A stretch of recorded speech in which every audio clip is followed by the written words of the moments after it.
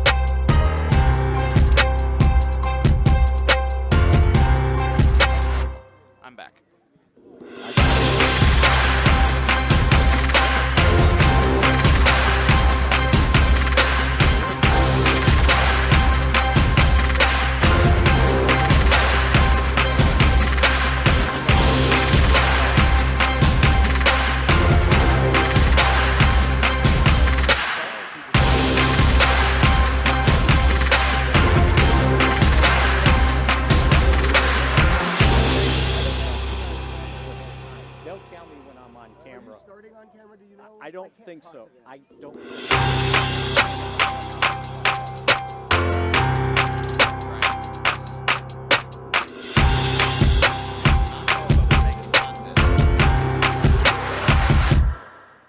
Watch us. No, not Browns TV.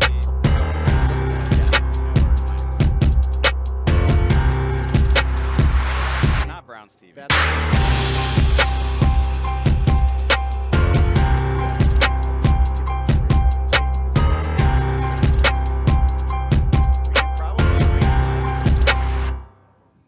Especially since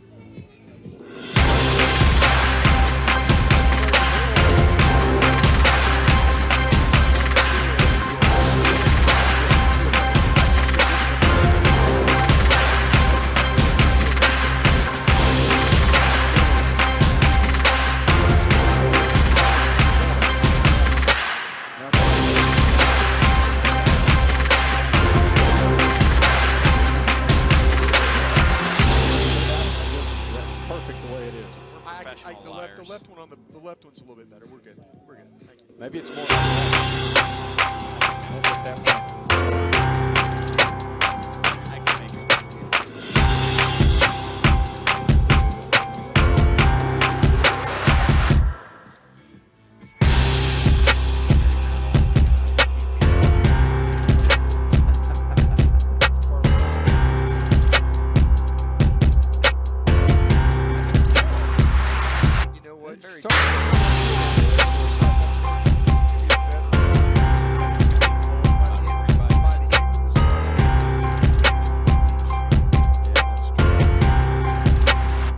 Just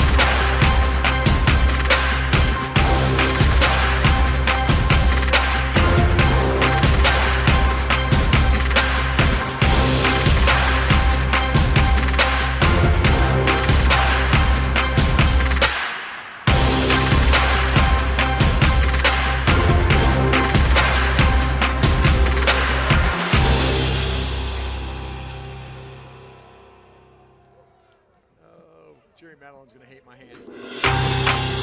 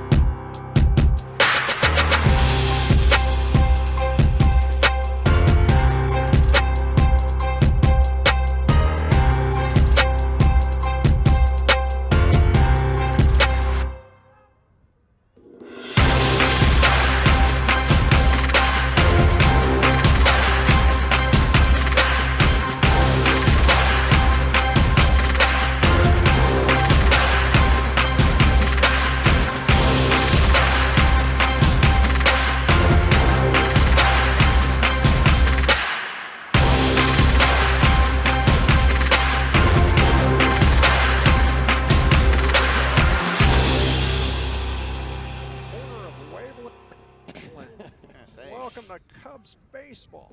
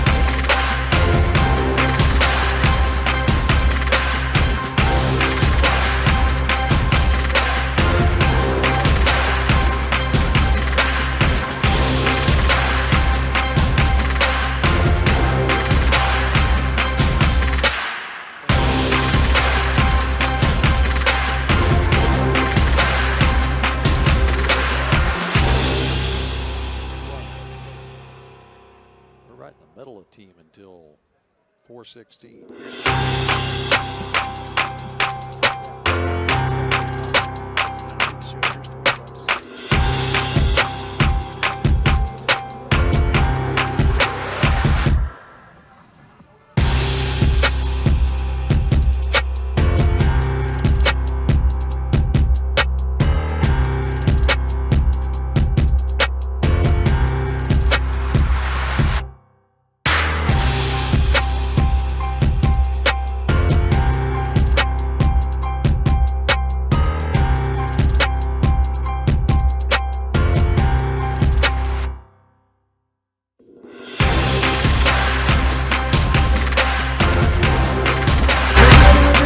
Of the Dallas Cowboys Blue-White Scrimmage from here in Oxnard, California, the corner of Vineyard and Ventura in Oxnard.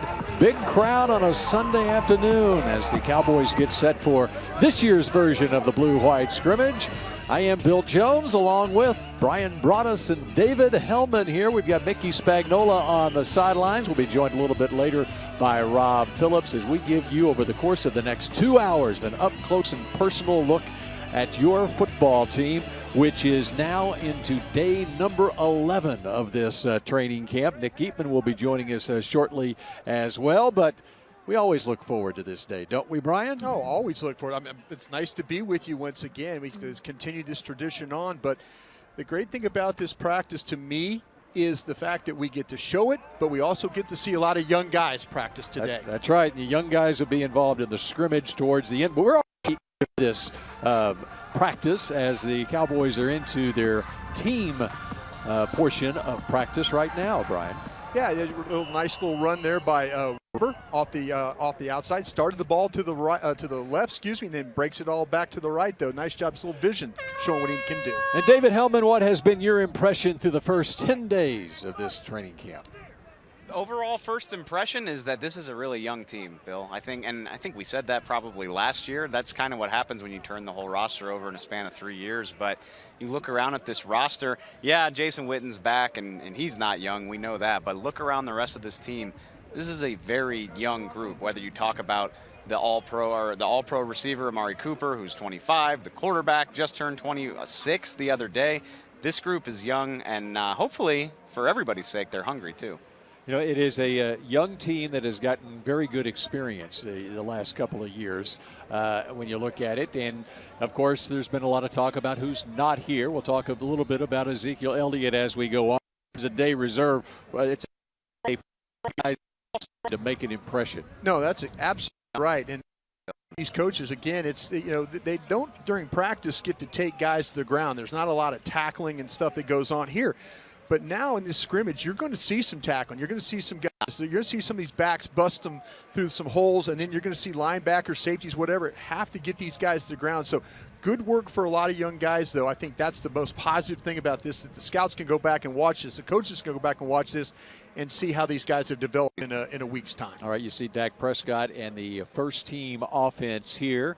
Darius Jackson, number 26, has been getting a lot of reps at the first team, but we've also seen the rookie Tony Pollard, the fourth-round draft pick out of Memphis, too. Yeah, Tony Pollard has done a really nice job coming. They've really thrown him, guys, into the deep end of the pool and swim. And so, yeah, and he's done a lot of good things here in this camp so far, though. Did a lot of nice things at Memphis when he was a back there. He's done just about everything, hasn't he? I mean, we talked to Jason Garrett today. He said, well, maybe we'll let him return punts, but he's already got a lot on his plate. He's running, he's catching, a little bit of special teams work. They are not afraid of throwing him into the pool for sure. And as far as he's number 36, number 26, Darius Jackson, you saw just there. And Jackson, of course, was formerly a sixth-round draft pick of the Cowboys. Went away for a little bit to Cleveland, was with the team last year, and actually, but until Alfred Morris came into camp, he was the only back in camp who had some NFL carries, 6 carries for 16 yards in the season finale last year. Well, there's Dak Prescott having to scramble to his left right there, and this is that drill, the 7-on-7 drill, where they're working against the secondary right there. And I tell you what, when the quarterback has to move, that tells you there's some good coverage down the field. So, Chris Richard has got this group, and Greg Jackson's got this group playing very well. If you see the quarterback have to move during these drills, especially when there's no rush, that tells you the secondary is holding up their end of the bargain right there. And you see number 82, Jason, back after a year off in the ESPN Monday football booth in his 16th year in the NFL, which, you know, Mickey Spagnola. How many years, Mickey Spagnola, has it been for you covering Dallas Cowboys training camps? This, Bill, would be my 34th training camp. The first couple I was only here for a week or so, but since 1989, straight on through. So that's a long time watching these training camps. And Bill, the thing I remember back in the day is when they did Blue-White Scrimmages, Tex Schramm was the analyst. He was Brian Broaddus, and he was up in a lift, and he was doing live TV up there back to Dallas. And Tex Schramm lived for that day to be able to go back into the journalism business. Brian Broaddus lives for this day, too. Yes. It's a man with two careers here, the scouting side and then now the TV, radio, and print. Well, yeah, right, they've got the 7-on-7, and where I'm standing, they've got the pass rush drill going on right now. So, and they've upped the tempo in this one than they do in practice normally. Brian, you saw number 11 there on the receiving end, Reggie Davis. Tell us about him. I'll tell you what, Reggie Davis probably, they have him listed as 185 pounds. Less than that. Boy, I tell you way. what, I was bigger than that in 5th grade. You know, I mean, Reggie Davis, though, has given this team, David, a little bit of something that they want, and that's that speed, that vertical speed down the field. But he's making plays inside as well, catching the football on the drags and in rounds. I was just about to say, maybe it's a jersey thing, because we saw Cole Beasley have big camps in that number for a long time. Absolutely. He's obviously not here, but man, Reggie Davis is not to be mean, but every year the team signs these guys that are kind of afterthoughts, and he is not one anymore. He has had a great first few days of camp. We're switching back and forth from 7-on-7 and the O-line and the D-line going up against each other, too, here. Yeah, I tell you what, I wish I'd had this in the day when I was scouting. I was trying to always pay attention to like one thing. Sensory overload. Absolutely. You get a little bit of everything. I love it. I'll tell you what, though, I like what I've seen, though, Cooper Rush. We're getting a little view of him right now. He's thrown the ball, guys, a lot better in this camp. Some of the OTAs, mini camps wasn't as good. It kind of came on that last camp, and now he's had a pretty good week of practice throwing the football.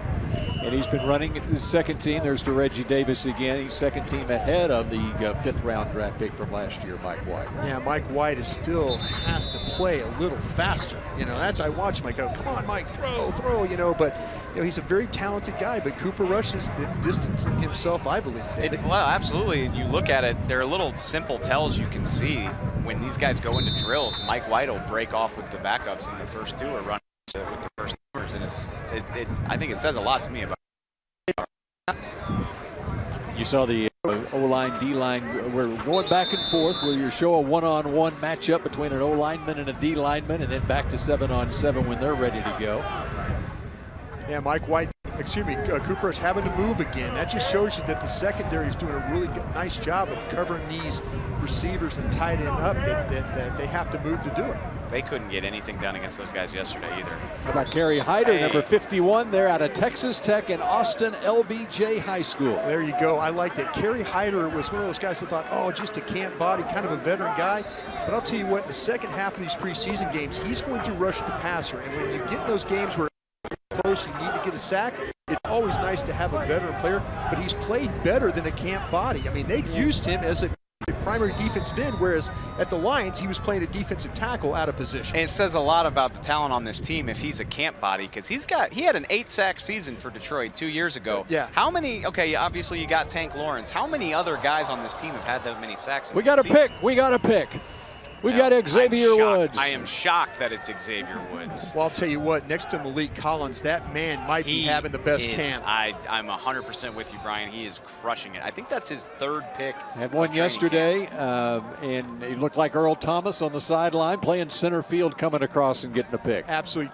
From the far hash, he went all the way across the field and covered the deep quarter of the field. What a great play. But right there, looked like a tip ball. That's what the good safeties will do, though. Play with their eyes, be in position.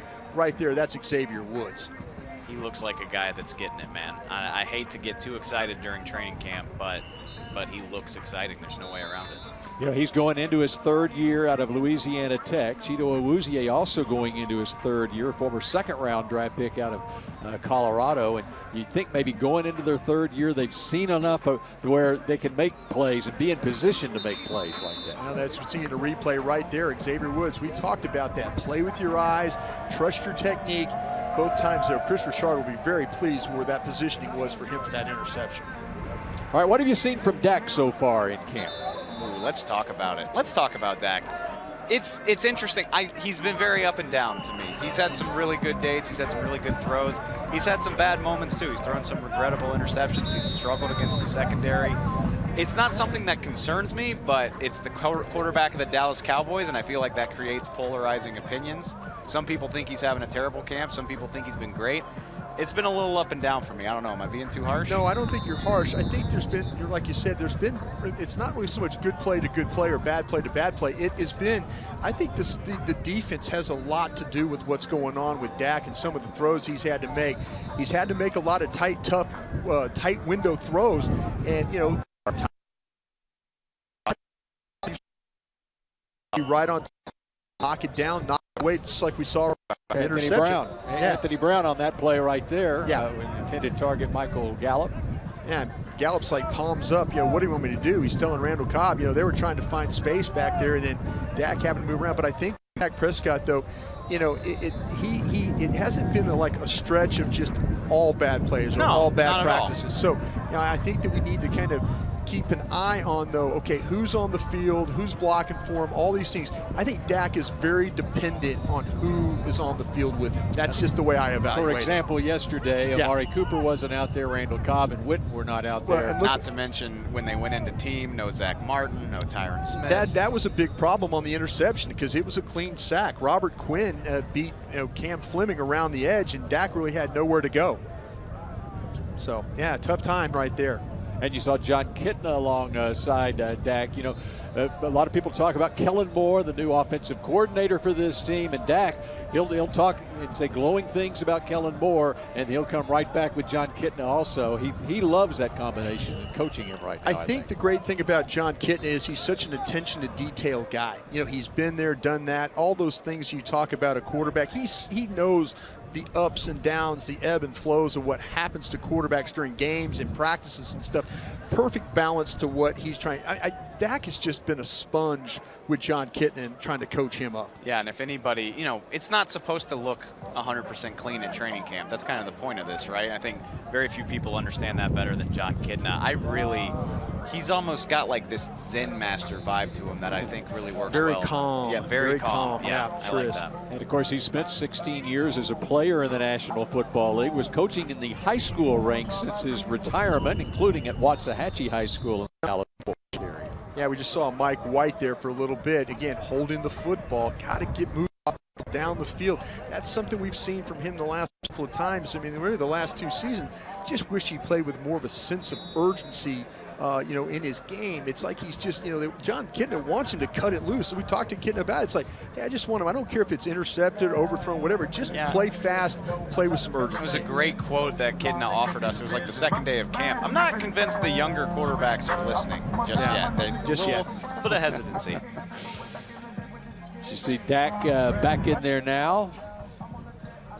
I'm telling you, man, these defenses are not joking around out here. It's been a strong, really week for them, I would say. I think the defense has been winning far more often than they've been losing all throughout the first week of this camp. All right, it's the 1 minute warning for David Hellman. This is your 1 minute. Kicking me off This already. is your 1 minute to shine right here. And who knows, if you say something really impresses our producer, Dandy Colleen, you might be back here in the next 2 hours. What am I getting? My 1 minute to shine. I would say if you're watching this, you're probably following along with all of training camp. I think it's so important not to get carried away in the results of one practice, whether good or bad. You know, you're not going to the Pro Bowl or being a bust based on the strength or weakness of reps out here. All these guys are working toward getting better. I think overall, I feel encouraged by everything I've seen. Can't wait to see some real preseason games because that gives us a way better picture of what we're looking for. So just everybody maybe take a chill pill on trying to judge this team based on 6 days of practice. And that first preseason game is next Saturday night up the road against the San Francisco 49ers. David Hellman, we appreciate it. Thank Who you, knows? sir. Dandy might bring David Hellman back later in the show. Let's go. I can go another I think he deserves another shot here. Nick Eatman will be joining us shortly. You can check out David Hellman, Brian Broaddus, Mickey Spagnola, Nick Eatman, and Rob Phillips' fine work on DallasCowboys.com. And we continue with more of the Blue-White Scrimmage in just a moment from Oxnard, California.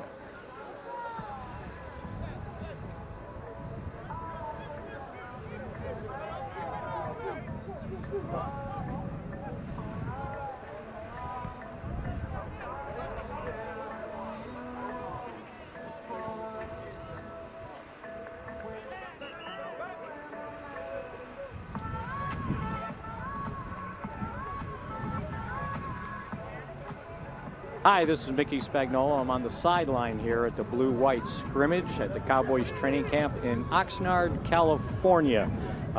It's a beautiful 70 degrees out here. Now the sun went away. Probably getting time to get a little chilly as this scrimmage goes on.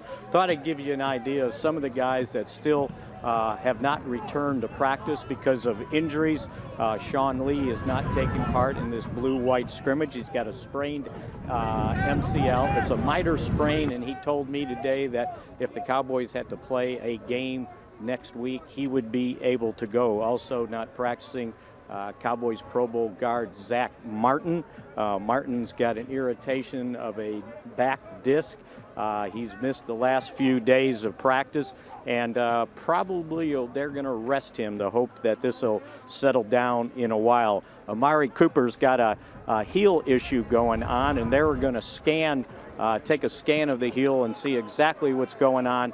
He's not participating. They think that he'll be okay. It's a minor injury. And then Coney Wickman, a guard, suffered a serious calf strain in practice the other day, and it looks like he's probably going to be out for about a month. So they're a little short on guards when it comes to these practice sessions. We'll be back with you later in the scrimmage.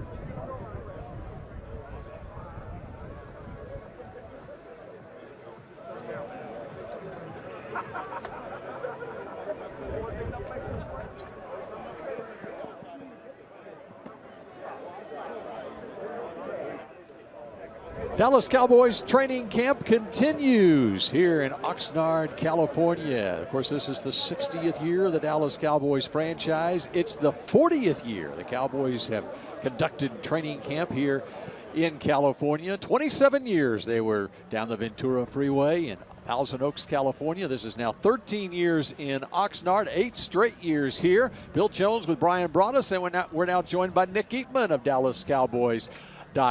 Nick, how are you doing? Doing great. Thanks, Bill. Brian? He's been here all 13 of them. Oh, yeah. That's right. That's good. Yeah. Veteran guy. Yeah.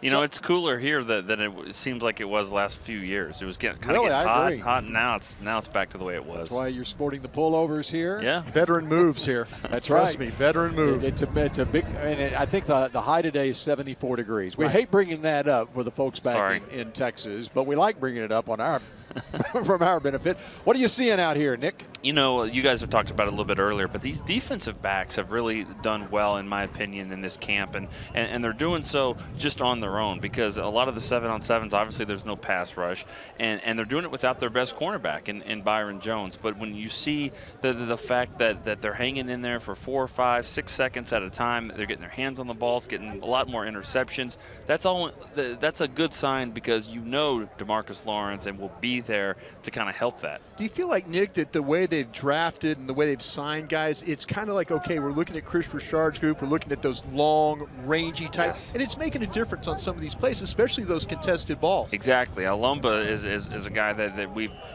saw yesterday get his hands on 8, 9 balls. I mean, it was Big play award winner for sure. Definitely. But, you know, it's not just those guys, too, because we talk about it all the time, and then Jordan Lewis says, well, watch this. I'm not the big, tall guy, but I can make plays, and he's feisty, and he does some good things as well. But you know, I think it starts with the pass rush.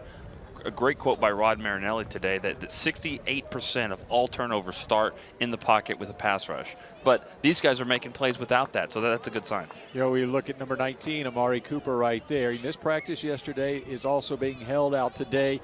He has a bruised heel, but it's not serious. In fact, in Jason Garrett's press conference today, he left it open that there was a chance that he might be out here practicing today. They got a day off again tomorrow, and now he'll probably be back on Tuesday. It just gives him an extra day. I look for reasons to hold these guys out. I mean, Amari Cooper, I mean, Zach Martin. Oh, what do you have a nosebleed? Out for a while. I mean, it's these guys are established. I will say this with Zach Martin's injury, and hopefully he'll be back within the next week. It's up to a week basically. They're giving rest. The MRI showed an irritation on a disc in his back. Anytime you're dealing with a back, it gives you cause. Yeah, and this is what, Shane, when you talk about the Zach Martin injury, though, Connor McGovern. If Connor McGovern could have been in there, you know, and seen. Now, Suafilo, you know, nice player. We saw what he was able to do, substitute last year. Nice job stepping in. Joe Looney now having to play a little bit of guard, but I would have loved to see Connor McGovern get an opportunity here, but with the pec, he needs more strength there, and that's something that's kind of holding him back right now. And Connor McGovern is the third-round draft pick out of Penn State. We haven't seen him at all here in training camp so far. So we pick back up with the action out on the field. Dak Prescott always engaging, even the defensive players. Yeah, he knows. He doesn't want. He's shaking hands there with Jalen Smith. He's like, hey, give me a shot, man. Give me a window to throw a ball in, because it has been a little bit tough. Nick, we talked about, though, and David and Bill, and we've all mentioned about Dak Prescott. What have you seen as far as the mechanics, anything like that kind of stand out differently from the previous 3 years? Yeah, you know what? I think it was Dave that said he's kind of been up and down, and that is true. The thing about Dak, and for whatever the reason, you know, he's never been a great practice player. He never has been. He kind of, you know, the lights come on type of thing. But with the new offense with Kellen Moore, I do like some of the intermediate throws that I'm seeing out of him. He seems a lot, you know, he seems to have that 18, 19-yard hitch. Crossing routes, he's connecting on those a little bit more. Yeah, I think you hit the nail on the head right there. To me, when Dak misses, it's by yards. You know, when he was not accurate, he's missing by yards. Please make that and one. Yeah, so please make, yeah, absolutely. But yeah, when he misses at times he missed by yards, and now it's more like inches. You know, you've seen in the OTAs, the mini camps, the stuff like that. Throws that he's missed have just been slightly off the mark. I mean, he's missed some balls down the field, but he's also hit a few as well. It's just that consistency, though. I think he's looking for that. He's fishing for that consistency. If he can find it, though, again, that elevates his game. We're watching some of the action prior to us coming on the air, some of the team stuff that occurred. You know, they're treating this like a game day, basically. Right. They came out, and it's a good dress rehearsal, so to speak, Absolutely. for the first preseason game at San Francisco. And so they came out a little early before we came on the air, and we're going to go back and show you some of the stuff they were doing prior to us coming on the air. They're in a break right now live. Yeah, this is what some of the stuff you see, like if you go to the game, you're at the stadium, and then they work on just things before, just to kind of get loose, wrap some plays, you know, get some plays together, get some rhythm if they can, and then get everybody on the same page, get a little lather up, and then you can go right into the game. Yep. And so we've got red zone. We've got 2-minute offense coming at you in just a moment here as we continue with our blue-white scrimmage coverage from Oxnard, California.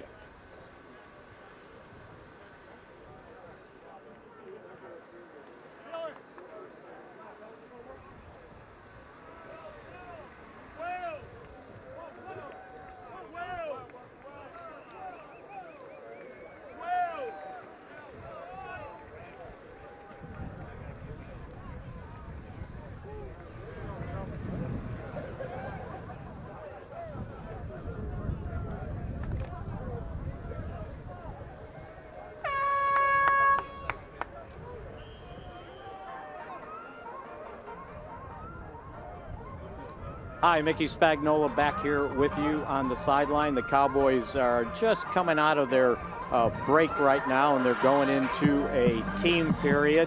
I think if you haven't been paying attention to training camp here of late, if you see a number 23 out there, that's Alfred Morris, the former Cowboys running back. He had played with the Cowboys in 2016 and 2017.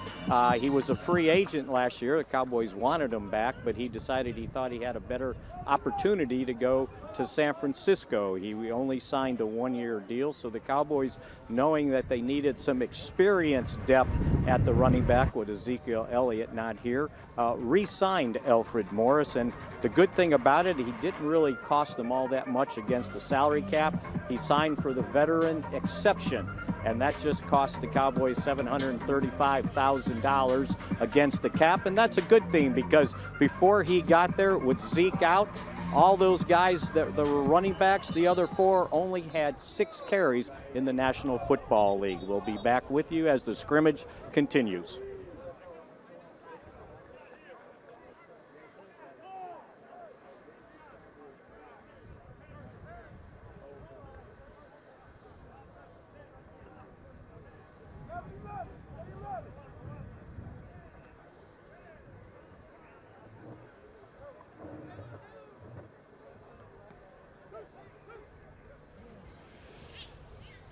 It's the Dallas Cowboys Blue-White Scrimmage. It's from Oxnard, California. Bill Jones, Brian Broaddus, Nick Eatman, Mickey Spagnola on the sideline, and we're going to go right to the action here as the Cowboys back out on the field.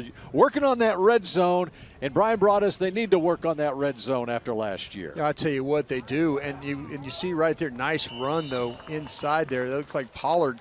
These young backs have a nice feel for how to find that hole. They press, and then you get the cutback, especially behind this big offensive line. Seeing Travis Frederick back in there, boy, it's nice to have him back in there, Nick, because he can cut the defense in half the way and allow you to make those cuts. And I think, for more than anything, recognition of things for Frederick. When you get down there and it gets tight, you kind of know where things were, where the blitz is coming from. I think that's going to help a lot. That was ones versus ones, the touchdown by Tony Pollard, and the point after attempt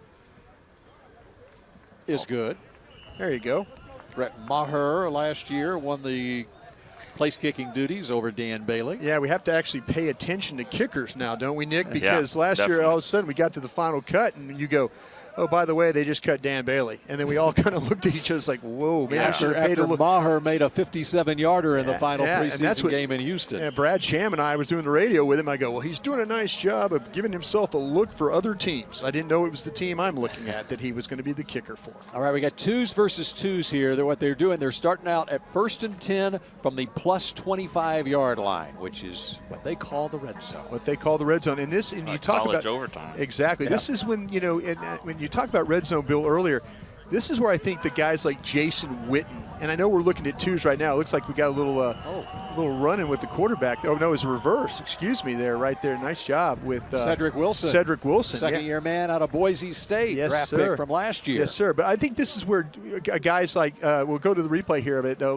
Nice job here, though, with Wilson. They're going to fake. Look at all the movement up front. Gets the defense to flow away, and then you got blockers out front, man. And look at Cooper Rush leading the way into the end zone. I think Looney got one too. Well, they had a lot of guys in front, and that's a good job on Kellen Moore. A little bit different wrinkle right there of sending everybody one way, bringing the ball back. That's what you kind of do. The guy with the good teams, the Rams, the Saints, those good offensive teams have the ability to misdirection and come back the other way. And it works even more when you have Zeke in there, obviously. Yeah, sure does. Just because the linebackers are going to be cheating that way. Speaking of linebackers, 57, the rookie out of Nebraska, Luke Gifford is in there right now alongside Joe Thomas. I'll tell you what, you're good at your job, Bill, because that's exactly the spot I was looking at right there. Luke Gifford has come in here, though, and he showed a little bit in the OTAs and minicamp. I was excited. He usually played as an outside linebacker at the University of Nebraska, and then you saw him rushing the passer quite more, but they got him inside right there on your right side of the screen, working with Joe Thomas. Let's see if they look like the Rockettes moving together right there. I'll tell you what, good job, Luke Gifford, to spin back inside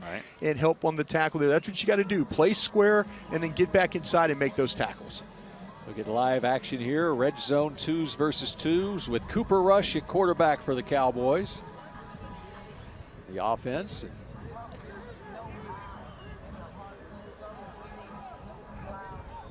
it's like straight quarterback draw. It looked like, or just a read option there with the play there. We've seen a little bit of that. We've seen a little bit. You know, it's funny. I've never seen Cooper Rush run this much. The last 2 days, he's been really involved, you know, with the read option stuff and carried the ball on the outside. That's a play we usually kind of see for Dak Prescott. That quick read option, you get the end to come upfield. Here's the replay of that inside fake handoff, and then boom, he's going to take it. So once you get that defensive end of those down linemen to commit, and he sees that space, then it's his job to go inside there and score the touchdown the way he did. Let's check in with Mickey Spagnola on the sideline, get Mickey's impressions of what he's seeing out here. Yeah, and that play fake went to Jordan Chun, and don't go to sleep on this guy. They really like him, and as you noticed in the when they ran goal line, they were handing the ball off to Chun. Yeah, we got Jordan Chun. I know him well, too well. He was Troy, went to school there at Troy, Alabama, and he just destroyed my LSU Tigers one day in a game. And so I know all well of Jordan Chun. He's a very talented back. He's a good-looking back physically, too. Square built, tough. 6 foot, 230 pounds. Good lower body, and he will punish you. So we'll see these games, these preseason games and stuff, of him getting the opportunity to carry the mail a little bit. Especially around the goal line. He's a touchdown-making machine absolutely. near the goal line throughout his career. Well, there's that, we've seen a lot of this boot and waggle. Those are the nakeds too. Something else that you kind of see there, that those get the quarterback out on the edge. Power right up the gut. And that's a football in a phone booth right there. You know, not much going on. You know, but you got this is where those young linemen are, Nick. You know, you got the young guards, like guys like Redmond. You know, I know you got a veteran at center there with Joe Looney, but a lot of these young guys getting an opportunity here to kind of show what they got. Yeah, you kind of feel bad for the guy, Wickman, just because he was doing a pretty nice job. I thought he was too. And then he gets hurt with a calf injury, which is a devastating injury to anyone.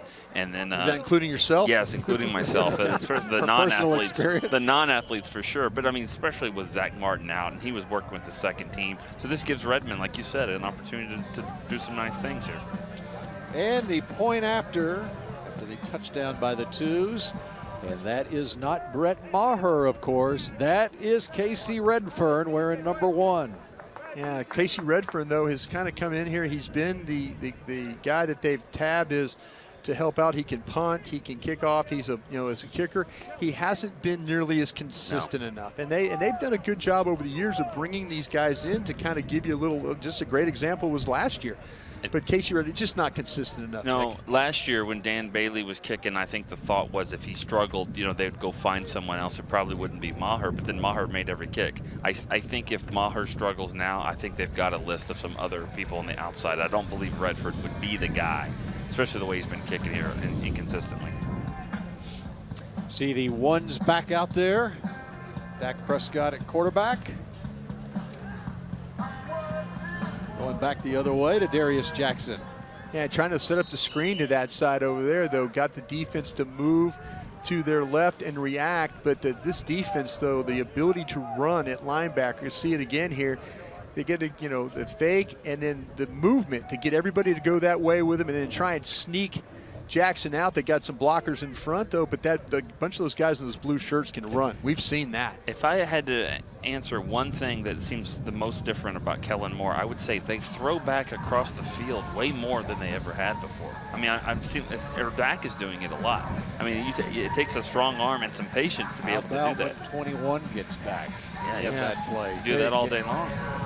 Go ball underneath. Nothing going on down the field. That's Jackson once again, though. He's come in. I mean, all this talk with Zeke being out and stuff like that, and then they bring in Alfred Morris. He just kind of kept pretty steady. He hasn't let anything really bother him too much. He's been physical when they've handed him the ball. He had a nice finish the other day. Watch again. There's the fake inside. And we're going to check it down to him, though. Good job by Jalen Smith to get over physical. there. Yeah, exactly. You're not going to run even when they're not. Yeah. Yeah. That was half speed. Yeah, he still knocked him down. Yeah, you get Leighton Vander Esch. Those are two guys inside right there to light you up a little bit.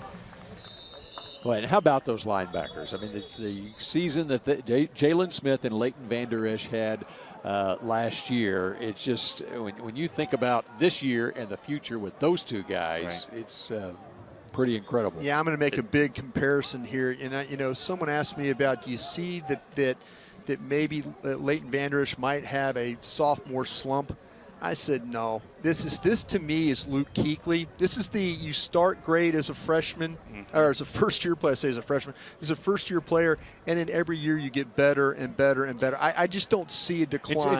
I just don't. Obviously, he's got the physical tools. Absolutely. But you're talking about the intangibles. He's got the intangibles. Yes, he's tough. It's important to him. I mean, you see him play the game, and he's got that weird look in his eye. You know, you watch him play, and kind of like Sean Lee. Sean Lee, exactly. You know, that's what Jason Garrett was talking about. Sean Lee, he sort of has a crazy look in his eyes. Yeah, he's just, you know, you want to just talk to him, and then you're scared to death. You know, I mean, but yeah, I was really impressed with him, Nick. The learning curve, very, very small. But Jason Garrett told us today, hey, no, I mean, this guy, he's instinctive, he's tough, he studies the game, it's important to him. That's why you have a small learning curve. I remember one time Dexter Coakley's telling me that he's not going to let up because that win wouldn't let him. Those two guys are pushing each other, and I think these two linebackers do the same thing. Absolutely do. I see right there at 79, Bill, is Tristan Hill. Tristan Hill right in the middle of this defense line, playing him as that under tackle 3 technique. Working with the ones here. Sure is. Second-round draft pick out of Central Florida. Darian Thompson, number 23. Yeah, Mickey said earlier about 23, Alfred Morris. They do have the double numbers there with Thompson, who's, you know, he's from Boise, so you know he's going to make plays. I mean, his whole defense is from Boise. You know he's going to be a Cowboy. Right. Yeah, nice job of him, though, playing not getting on the tight end there. As far as getting on, is being draped on him, but playing with that offhand, knocking the ball down. Man, we're seeing these safeties and corners get their hands on a lot of footballs.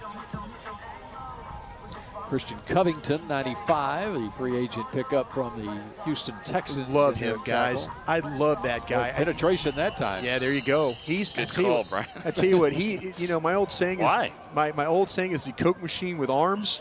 You know, he's scoop and scoot. Scoop and scoot. But with Covington though, Christian Covington, you watched Houston Texans film last year. And I'll tell you what, though, they've got some rushers, of course. They've got guys, there he goes. Nice job of swimming around there, getting to the gap. That's what you got to do. Look at Jordan Lewis stripping that football out, number 27. Jordan Lewis, Nick called it. That's a big-time football player there. But I'll go back to, you've got the guys like Watt and Clowney, those guys. Christian Covington, they had a general manager's change. And sometimes when you have a general manager's change at a place, you got to focus on teams, because they'll let good players go. I think they let a good player go right there in Christian Covington. And, nice job by Alex Loomis and those guys in the pro department, right. Terry Gray, of watching good tape and finding this player. This guy could be a nice little rotational player at that nose tackle spot for these guys. And they needed that, too. They sure did. Sure did. With the field goal there. And Covington from Canada played his college football at Rice. I'll tell you what, though, I was really that tape just jumped out to me, guys. I mean, it was so impressive. I'm like, how do you let this guy go? But teams make mistakes. They let guys go for certain reasons. Coaching changes, general managers get fired, whatever. Hey, pick them up when you can. Huddle up time. Let's huddle up. I was going to say let's huddle up with Mickey Spagnola, but it's Bill Jones, Brian Broaddus, and Nick Eatman here. As let's bring in Mickey Spagnola and get his impressions, what he's seen so far out there. Mickey? You know, I was watching the one-on-one pass rush drill, and a guy that had a really good day was Jalen Jelks, the rookie defensive end, 7th-round draft choice, and the offensive linemen were having a hard time blocking him in that drill. And I think, and I agree with you guys on the throwback passes that have been executing. As a matter of fact, there was one yesterday in practice where I believe it was Tavon Austin. They forgot all about him in the left side of the end zone, and he was wide open as Dak was trying to extend the play.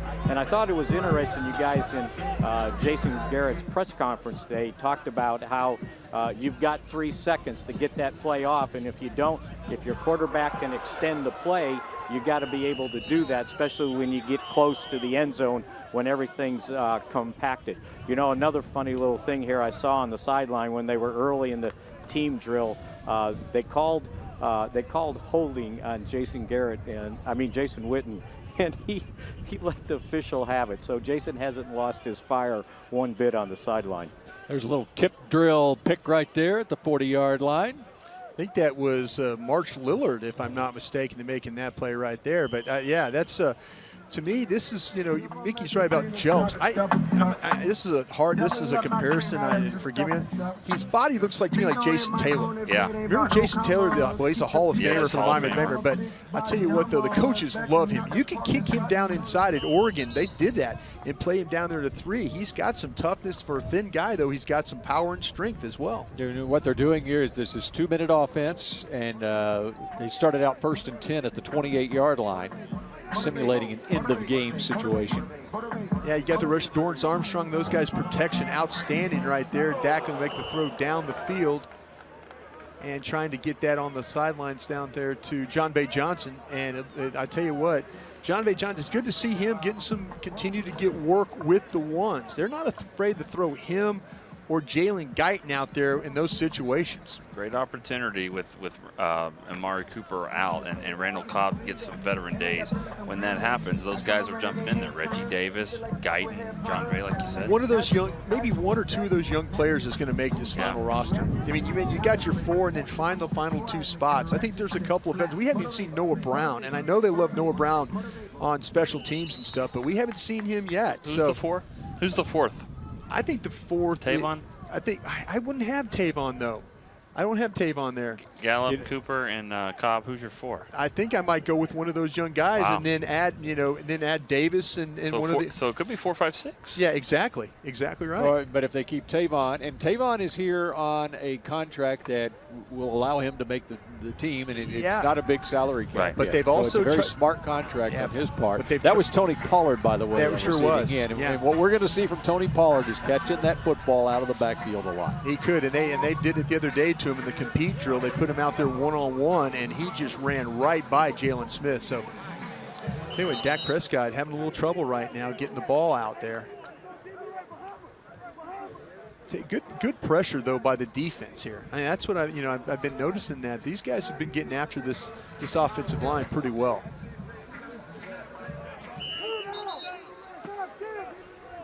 '81, by the way, is John Bay Johnson. Yes. A lot of Allen Eagle and North Texas fans. Jalen Guyton is number 83. So when he gets in there, you'll be looking out for number 83, and he's had a very nice camp so far. Yeah, we're focused a little bit there on Jason Witten. He's, tell you what, he's done a really nice job with catching the ball. I mean, that's what he could always do, Nick. But I mean, you could actually see he's coming out of his breaks and stuff like that. Found the old fountain of youth. Playing the way he has. And if yesterday was any indication, he had a couple of touchdowns there by the red zone, and that might have been 2 days ago, actually. Right. But that's the type of thing that they need to maybe put him over the hump when it comes to red zone. Yeah, continue. If you look at what's going on here, Kellen Moore trying to spread him out, though. Here's the pre-snap motion stuff that we've kind of seen throughout camp, and then creating those bunch formations, trip formations, though, trying to scatter from that, give Dak Prescott some windows to throw the ball in. And that's Pollard again, the near side of the field. Yeah, Dak is wearing them out. Looks like underneath here, just trying to move the ball down the field. Nice adjust by Pollard there, right there. Ball was a little high to him, though, able to make the reception. Now, that's what he can do. Bill, you talked about it. He's going to get a bunch of balls thrown his direction when he gets the opportunity. And he, yesterday he had an opportunity to blitz pickup as well. So he needs to do a little bit more of that. How about here? You got Randall Cobb, 18, and number 10, Tavon Austin, in the game at the same time. Yeah. Of course, with Cooper out. Ball underneath again. It's like Blake Jarwin. Blake Jarwin out of Oklahoma State. Yeah, this is 2 minute into game, so it's a hurry-up situation. And they did have 2 timeouts to start in this situation. They started with 1:54 on the clock. Yeah, Blake Jarwin's has had a really nice camp as well. People have asked me, would this coaching staff, in fact, start him if they got into a game in 11 personnel over Jason Witten? Coaches tend to go back to what they know. Right. But I'll tell you what, Blake Jarwin's making a point that he needs to be on the field when they're throwing the ball down the field. The situation they're working on, you saw the clock there. There's 30 seconds left. They are down. The offense is down 24-20.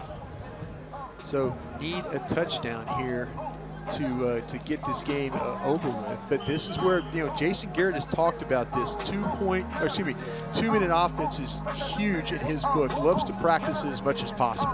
29-yard line.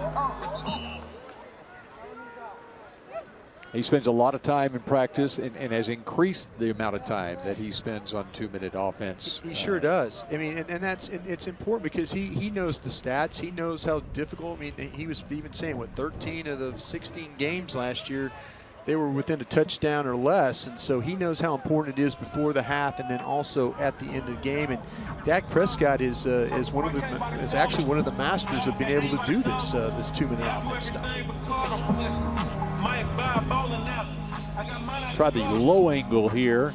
That's like Soldier Field in Chicago right. right here. Yeah, we're kind of low angle. There we go. Looks like the ball went off there. That was John Bay Johnson. John Bay Johnson, 81, Yeah. the undrafted rookie. By the way, our up top shot, it's from the tower up there, and we have difficulty following the flight of the ball. We're trying to go with the low angle here. There you go. Because we don't have the same range as what you would have in a normal game situation. So work with us here. I like being down here as opposed to being up there. That thing's a little too many years a little shaky, a little windy up there. Too many years of Bill and I in that scissors lift up there. That's right. That's blowing right. around pretty good. Well, this is, let's see if one of these rushers can get home now. The rush has been pretty good though, but nobody really. There's inside right there. Malik Collins looked like they tried a little twist game, ball down the field. Oh, just too wide outside. Good coverage. Safety over the top once again.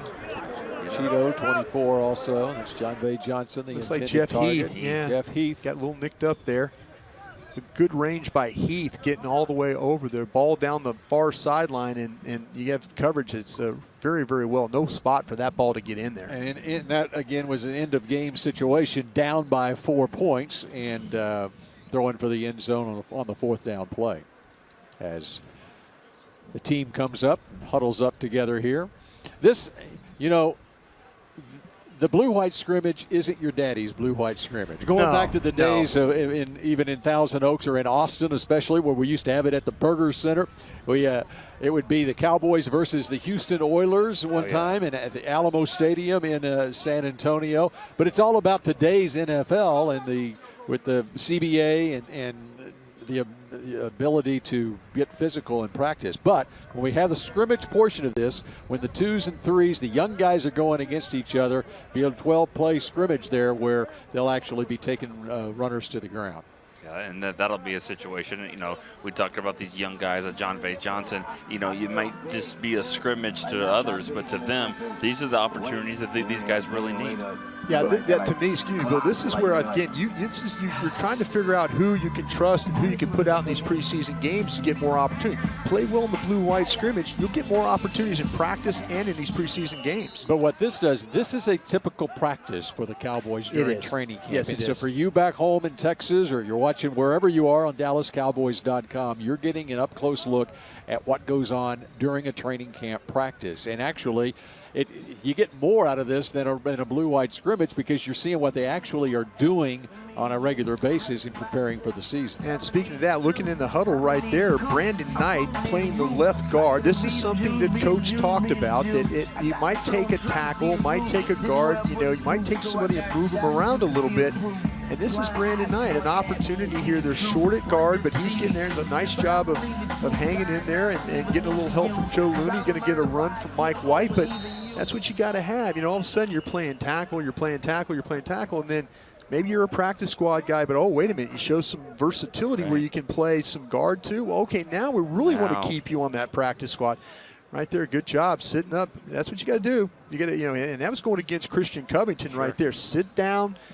Maybe he's a little compromised in space, but inside where it's a little tighter in there, maybe a better fit for him. Yeah, because those tackles, there's a lot of talk about Mitch Hyatt being an All-American at Clemson and some of the other tackles that they signed. But if you can be a difference, maker as a tackle and a guard, now you can go into a game as a backup to 4 different positions. Right. If you can play guard and tackle. So that might separate him with some of these other tackles. You mentioned Mitch Hyatt, who played at Clemson. He has been working with the 3s at left tackle. Right now, Cam Fleming, number 75, is your left tackle. He's the backup to Tyron Smith. Yeah, ball was just a little too far down the field right there for Devin Smith. Tristan Deku on the coverage. And we do have the officiating crew here this weekend. Tony Corrente's crew, referee. Yeah, and the players, I think this is good with some of the subtle rule changes, and I'm calling it subtle because we really don't know what's going to happen with all that pass interference stuff, but we'll see. But it's nice for the officials to be able to work with the players, and then the players have an idea, okay, you're going to call this, you're going to call this, oh, you're not going to call that. It kind of gives you an idea, gives you a little game plan which you can get away with. And Jason Garrett believes in these preseason games that coaches are going to be more aggressive in challenging potential pass interference penalties, just to see sort of what that strike zone will be once they get into the regular season, how they'll call it. Well, all we need is review will do. Exactly, Bill. What we need is consistency from game to game. You don't need to be traveling. You play the game against the Giants, and then the next week against Washington, it's a completely different game. You just want these officials to have consistency in the way they're calling these games. We continue here as the offense is down in the red zone.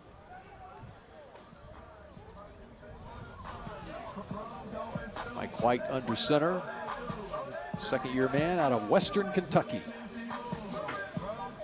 Yeah, he's, again, they need more from Mike White. He needs to step up and do more. And, to prove why, they drafted him. They have a lot of high hopes for him, but they need to see some growth. They need to see some growth from him. They need to see some development, and, it's been really, really slow for him. Mickey Spagnola, what are you seeing? Stephen Jones here, if you would like to get a word with him. Well, go ahead. Well, let's do it. Stephen, good blue and white scrimmage. You got a nice crowd here. Well, what was your impression so far? Well, first of all, you see a lot of competition out there, and seeing a lot of young guys getting some opportunities. Obviously, 81, John Vea had some opportunities out there that I think with experience he'll make good on those. And a lot of guys getting some good reps. I thought 36, Pollard really stood out today and made some good plays for us out there. And overall, it's good football weather out here. It kind of feels like fall, a little overcast, and but guys are competing out there to make plays. One of the things I've noticed over the last couple of days and a little bit here also, there was a lot of consternation about the backup quarterback, but Cooper Rush has really stepped up and elevated his play during this camp and even in this scrimmage. Well, he's doing a great job. He's really getting his hands around the system. I think he really makes good decisions. He gets rid of the ball. I think he's maybe leading the whole pack in terms of how fast he's getting rid of the ball, making good decisions, and I think everybody's really getting comfortable, with him. And then Mike's making a pitch. He's spinning the ball really well, and it's just he's 1 year behind Cooper in terms of getting his hands around the system, but I know he's going to keep plugging away at it. Didn't know Cooper could run the ball. He got down there in the goal line and ran a read option. Well, he's a little sneaky like that. He's got a little more speed and quickness than you think, and if you give him some lanes out there, he's got a good instinct for moving around the pocket, and if you let him, he'll also move around that pocket and make some plays down the field with the ball.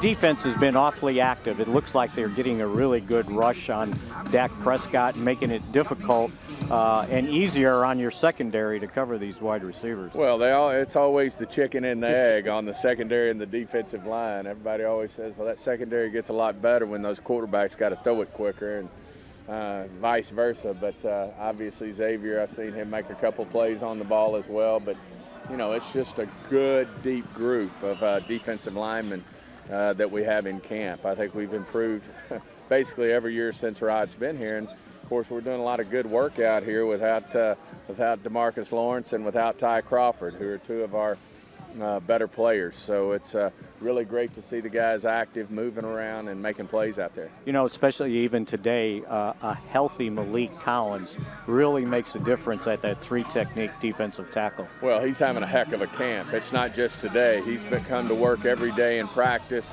Had some great days against Zach Martin, which is rare, and then followed him up with good days against Connor Williams and Suafilo, and he's playing some really good football, and I know he understands what a contract year means. And the good news is he's looks like he's stepped his game up, and we certainly want to benefit from that because he's a really, really sound football player. He's setting a good example for Tristan, and Tristan's doing some good things out there as well. He's got a lot to learn under Rod, but I think he's going to make an impact for us right away. Yeah, I think Rod nicknamed him the Caboose right away, and then he got somebody moved up, asked him, he moved up to the dining car, and somebody asked him today, is he still in the dining car? And he said he just got the menu, so he's got a ways to go. But yeah, he has shown up quite a bit. You mentioned Zach Martin. Can you give me an update on where his back is? He hadn't practiced the last couple days, having a little back disc irritation. Well, like a lot of guys out here, you want to be conservative with guys we know how to play the game, and some of our best football players out here, and certainly Amari's not out here as well with his heel, but Zach's got a little back issue he's battling there, but we've got some really great doctors who are advising him there, and they feel like if he'll do the proper rehab on that hopefully this thing we'll see him really make some big improvement over the next couple of weeks. And obviously the most important thing is we get him ready for the Giants. Yeah, and talking with you mentioned Amari Cooper with the heel. It looks like they just wanted to maybe give him some rest here, and there's your new Cobb. wide receiver, Randall Cobb, who, he's a different dimension than Cole Beasley. He seems like he can get down the field, and they're taking some deep shots to him. They do it differently. As you said, they're different players. Cole had some things he does better than Cobb, but Cobb certainly has some things that he's bringing to the table that he can probably stretch the field better than Cole did. So, and then on top of that, he's got that quarterback mentality. He's very quarterback friendly. All our coaches and scouts have noticed that. He's a real leader in terms of the huddle, in terms of the receiver room. So he's been a great addition for us. No way anything against Cole. We think the world of Cole and wish him nothing but the best. But, one of the things that's real interesting is our top 4 receivers weren't on our team when we started the 2018 draft. And so 1 through 4 are kind of new to the scene over the last 15 months. But they're doing a great job adapting with Dak. Dak's really, I think, getting comfortable with them. They all have their roles, from Amari to Gallup to Cobb to Tavon. They've all doing a great job, all working hard at it, and all bring something to the table. Your impressions of what the running backs have done so far without Ezekiel Elliott here? Well, I think they're all doing a great job. Obviously, I mentioned early on that 36 Pollard's really stepping up and doing a great job. He brings so much to the table, whether it's special teams, but what we're seeing out here, what he brings, the dimension of catching the ball out of the backfield, and then of course just his running. A lot of people wanted to really, put him in that nickelback type role, but I think he can take the carries as well. And then of course to get a veteran who we all know can play the game well, and Alfred Morris, we're not going to overwork him. We know what he can do well too. And then the young guys, D-Jack and Chun, are doing a good job as well. So it's a great group. Obviously, when Zeke gets here, it'll be great to have him back as well. You want to break any news on him or anything? We got no news, unfortunately. Right now, I guess they don't want to talk just yet. So, but no, this is a business, and we're talking about 3 of our not only best football players but best people, and we're gonna figure this out at some point, and we'll just keep grinding away. Okay, Stephen, thanks very much for joining us here. Bill, back to you. All right, Mickey, our thanks to the Cowboys Chief Operating Officer, Stephen Jones. Not a lot of conversation going on right now between Zeke and the Cowboys, it sounds like. But if there was, do you think he would say it? No, I don't think so either. What's funny though, Stephen and Jerry, they're pretty honest guys. Yes. They really are. I mean, you ask them a direct question, you get a direct answer. So yeah, if he's like, yeah, we're working on this, but he's really tongue in cheek right there. But again, he's absolutely right. This is a business, and that's the side of this that's really unfortunate though. But man, he has to hold strong because he's got so many players that this is a roster that's young and it's deep. And all of a sudden, if you cave on one guy, they're all going to be lined up for you. Okay, let me ask both of you as we get ready for the scrimmage time here. But with the ones out there just now, Randall Cobb, what do you think he brings to this offense? I think Randall Cobb, like Mickey asked the question, I think he's a down-the-field player. You can, with Cole Beasley, it's a little bit underneath those shallow crosses, the stuff, the quick stuff. But I think with Randall Cobb, you can see him down the field. This is a running back that can play wide receivers. A quarterback in college, you get the ball to him in space, he can make things happen. They're already stealing plays from Green Bay, the quick screens and things like that to get him up the field. He can make a difference. That Cole Beasley was good. I think this guy could be even better. And along those lines, I think that he doesn't have to line up in the slot. Because he's a down the field guy, like Brian says, he can line up on all over the field, which will open things up even more, because Cooper's a type of guy that can play in the slot. That's a little bit different than what Beasley had with Dez. Dez kind of lined up on one spot. I think because the versatility, Cobb and Cooper give you a lot more there. All right, we're taking him to the ground now. There's Mike White at quarterback. Yeah, nice job, though. They throw the screen coming out the right side, though, and a really hustle play by Joe Jackson coming from his defensive end spot. This is a kid from Miami. They were, here we go. This is the ball. Screen outside, though. You got some blockers. Here comes Weber. They got everything kind of secured, and bam, there's a big hit right there. Nice job by Jackson coming all over from his right defensive end position. 5th-round draft pick out of Miami, out of the U. Yeah, they were surprised that he was still there in the 5th round. They thought quite a bit about him. Running play and not much there. No. Daniel Wise, 64, up with a vengeance. He's out of Kansas. And his brother Dietrich Wise, of course, a starter for the New England Patriots. Oh, what a good player, though, in college. He played on a bad football team, and you got it when you're watching tape of guys playing on bad teams and they're playing hard no matter the score, you need to get them on your team. And Wise is one of those guys. He could play end, he could play tackle. You know, right here he's playing the left defensive end spot. Right next to 79 there, that's Tristan Hill, the 2nd-round draft pick out of Central Florida, so we'll keep an eye on him. He gets a taste of it here. Yeah, he's had some good plays and bad plays. Been a little bit inconsistent with that. Time for White this time. Fires over the middle. And the ball comes out. Of course, Alumba's got it. Yeah, Donovan Olumba. 32. Absolutely. Olumba coming over there. Nice job, though. You know, that ball was thrown inside. Mike White threw it with some time, had some protection.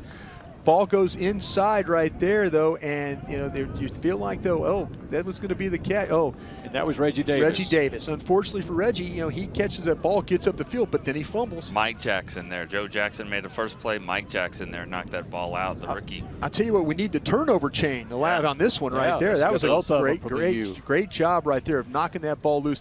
Boy, but Davis, he had that opportunity. He catches it, and he's got to go, and he just kind of cautiously. You can't tiptoe in this league. You got to burst. You got to get up the field. He took a good shot. The thing about Mike Jackson too, he's not extremely tall, but his arms are super long. I mean, and that's prototypical what they're looking for. There. Yeah, absolutely.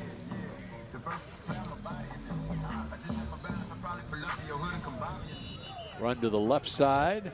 Yeah, that's their play they call 37. That's just going off the left-hand side. On the right side, it'd be 38. The even holes to the right, odd holes to the left. And that's just an off-tackle play that they use. You try and get the point of attack hooked and then get some push and get that back around the corner, though. But nice job over there again. Probably Joe Jackson over there playing well. We got Jelks in there right now, number 74. It'll be interesting to see where what he does here, playing this left defensive end. 56 is Joe Jackson at right defensive end. Jalen Jelks, 74 at left defensive end. Of course, if he makes the 53-man roster, Jalen Jelks is not keeping number 74. Nope, not at all. Belongs, of course, to Mr. Cowboy Bob Lilly. Ball underneath to Chun. Yeah, Jordan Chun, and then again, Donovan Olumba coming up. Donovan Olumba is not afraid. He is a kid, Nick, he was with us the whole summer. Nobody told him he could go home. No. You know, I mean, everybody else go, hey, you go home, have a little break. No. Donovan Olumba stayed around, had lunch with us every day. You're talking after minicamp. After minicamp. He just loves football. Yeah, he loves football. He's tall and lanky, but he plays physical. He is very physical as a player. Blitz action. Blitz coming, and that dumps it off to Chun. Has some running room. He delivers a hit himself. Yeah, that was Wilson, the safety that tried to come over there. Donovan Wilson, number 37 from Texas A&M. Nice recognition. Here you go, Mike White. Yeah, Mike White going to dump the ball underneath, and that's in space. And look at that big man rumble. Boom, lower that shoulder, and That Texas Aggie guy goes, whoa, wait a minute, give me some help here. But yeah, nice job by Wilson stepping up and making the tackle there. He's Donovan Wilson used to getting hit by big Alabama running backs, but not big Troy Alabama running backs. Not big Troy Alabama running backs. You're right about that. Nice job by Mike White here, though, kind of taking what he can give you, or what they're giving him, you know, moving the team. That's line one, right, Nick? Move the team, have command of what's going on, and then find a way to finish this drive off if you can.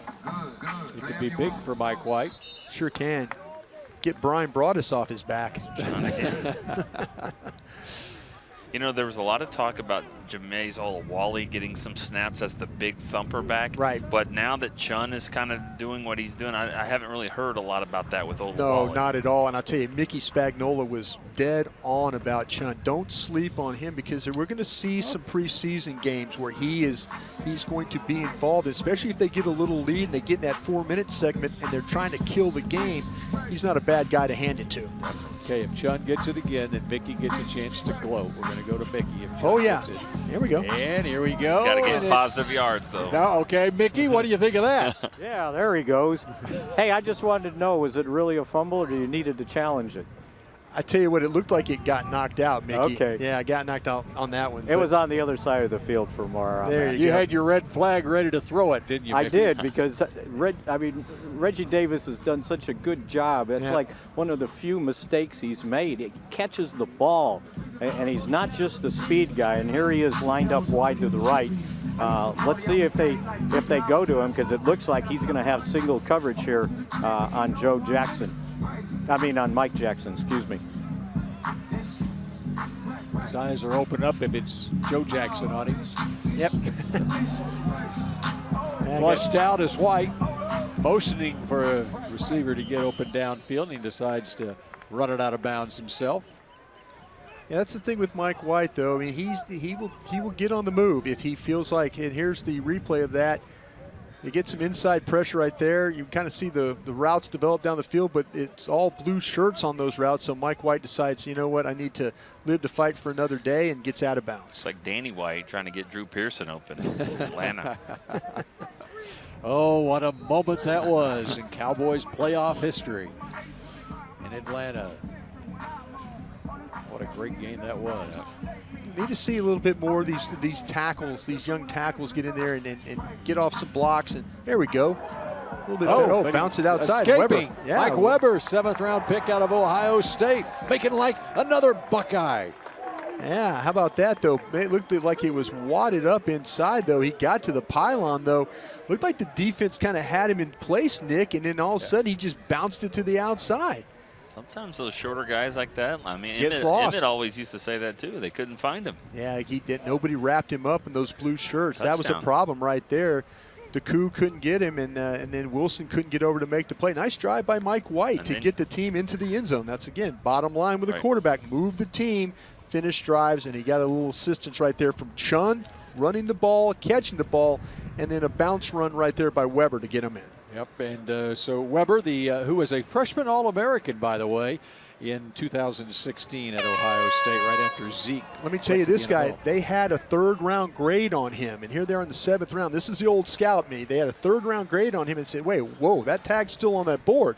Even though they'd already drafted Pollard, he has a better grade than Pollard, but they circled back and then drafted this kid. 3rd-round grade on that guy. Okay, last year the Cowboys also in the 7th round took a big school running back in Bo Scarborough. What's the difference between Mike Weber and Bo Scarborough? I think with you talk about just overall elusive, quick. We saw that right there. I don't know if Bo Scarborough could bounce that ball like that just there. So. You know, one of the things, too, that Mark Colombo said right after the draft is that when we get to the 2nd and 3rd, 4th quarters of preseason games, our offensive line, we're going to be able to block a lot better. We got some really good free agents, got some rookies, and it's not going to be, you know, a tough situation like it has been in the preseason games. I think you saw something right there that offensive line was helping them.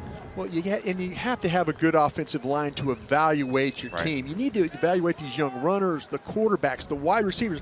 If you're constantly going 3 and out every series, there's no evaluation there, guys. Work on your offensive line, move the football, finish some drives, evaluate your team.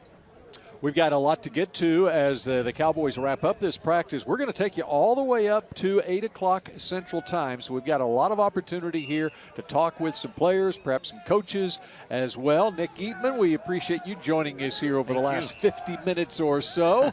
Some bonus time with Nick Eatman. Absolutely. Rob Phillips of DallasCowboys.com will be joining us. Much to get to as we analyze the 2019 edition of the Dallas Cowboys from Oxnard, California, in just a moment.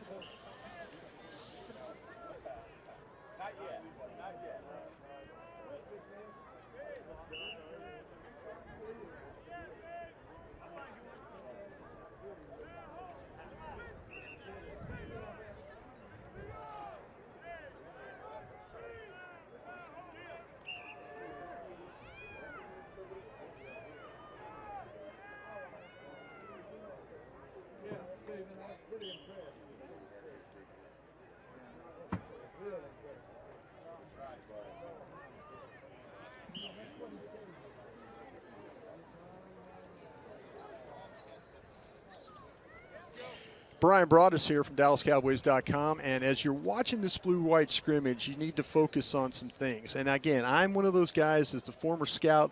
I try to focus in on a lot of things, but maybe there's a couple of things you need to focus on, and we've seen some of that already. I've been very critical of Mike White, the quarterback. I've been looking for, as we've talked about, things through the OTAs, the mini camps. Who was going to be the backup quarterback? We look right now, you have a guy like Cooper Rush. I think he's clearly ahead of Mike White. But it's drives like what Mike White just had there that kind of gives you that pause, like, okay, I saw that at Western Kentucky. That's the type of guy, the guy that's moving the team, the guy that has command of what's going on, the guy that's throwing the ball where he needs to be. Those are the types of things you need to see from your quarterback. I asked Jason Garrett about that not too long ago, and he was able to say, hey, listen, line one is moving the football. Nice job there by Mike White, though. Need to see more of that. Take advantage of the situations that you get. Good job there, Mike White.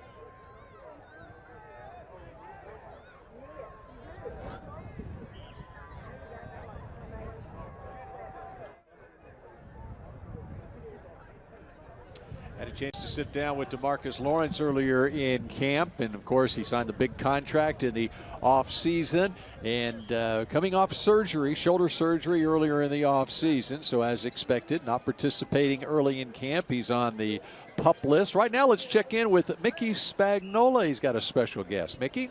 Bill, I do. I've got Will McClay here with me on the sideline as the Cowboys are running sprints here after the scrimmage. And Will, impressions of maybe what you saw today?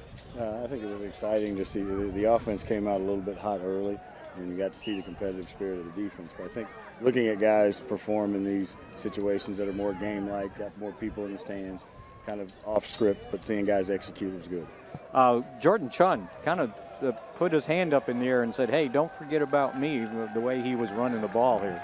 Absolutely. That was what we want. We put guys in these competitive opportunities, and the guys that love it, they step up and they make you rethink your thoughts or whatever, or continue evaluating. And every opportunity he gets, he does a good job with it. My understanding, you guys were pretty high on him. I think everybody was looking like, oh, he was just a practice squad guy last year. But I think he started to elevate himself. Yes, absolutely. I think that, people forget about guys at the bottom of the roster, and we built this roster to be competitive. So everybody that's on this roster has to compete.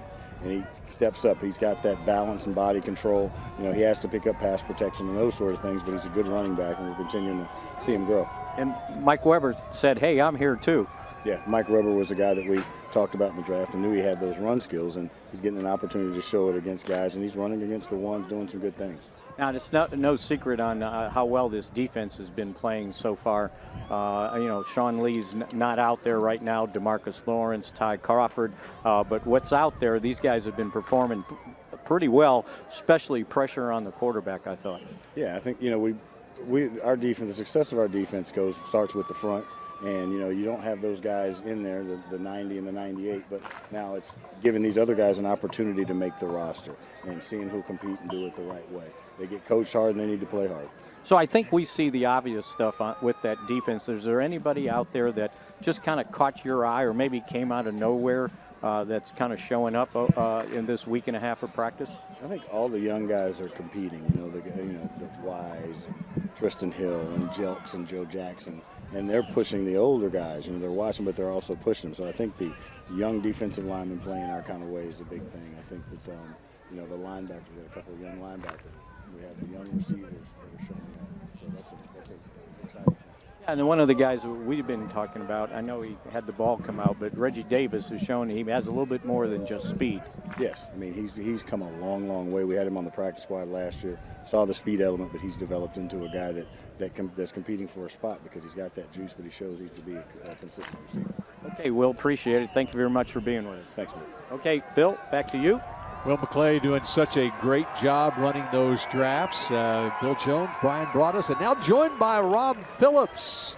Rob was a sideline observer throughout this scrimmage and the practice. And what were your impressions, what you saw today, Rob? I think it's a sign of a complete team when you see a good back and forth between the offense and the defense. In the last couple of days, I think the defense won a lot of these matchups.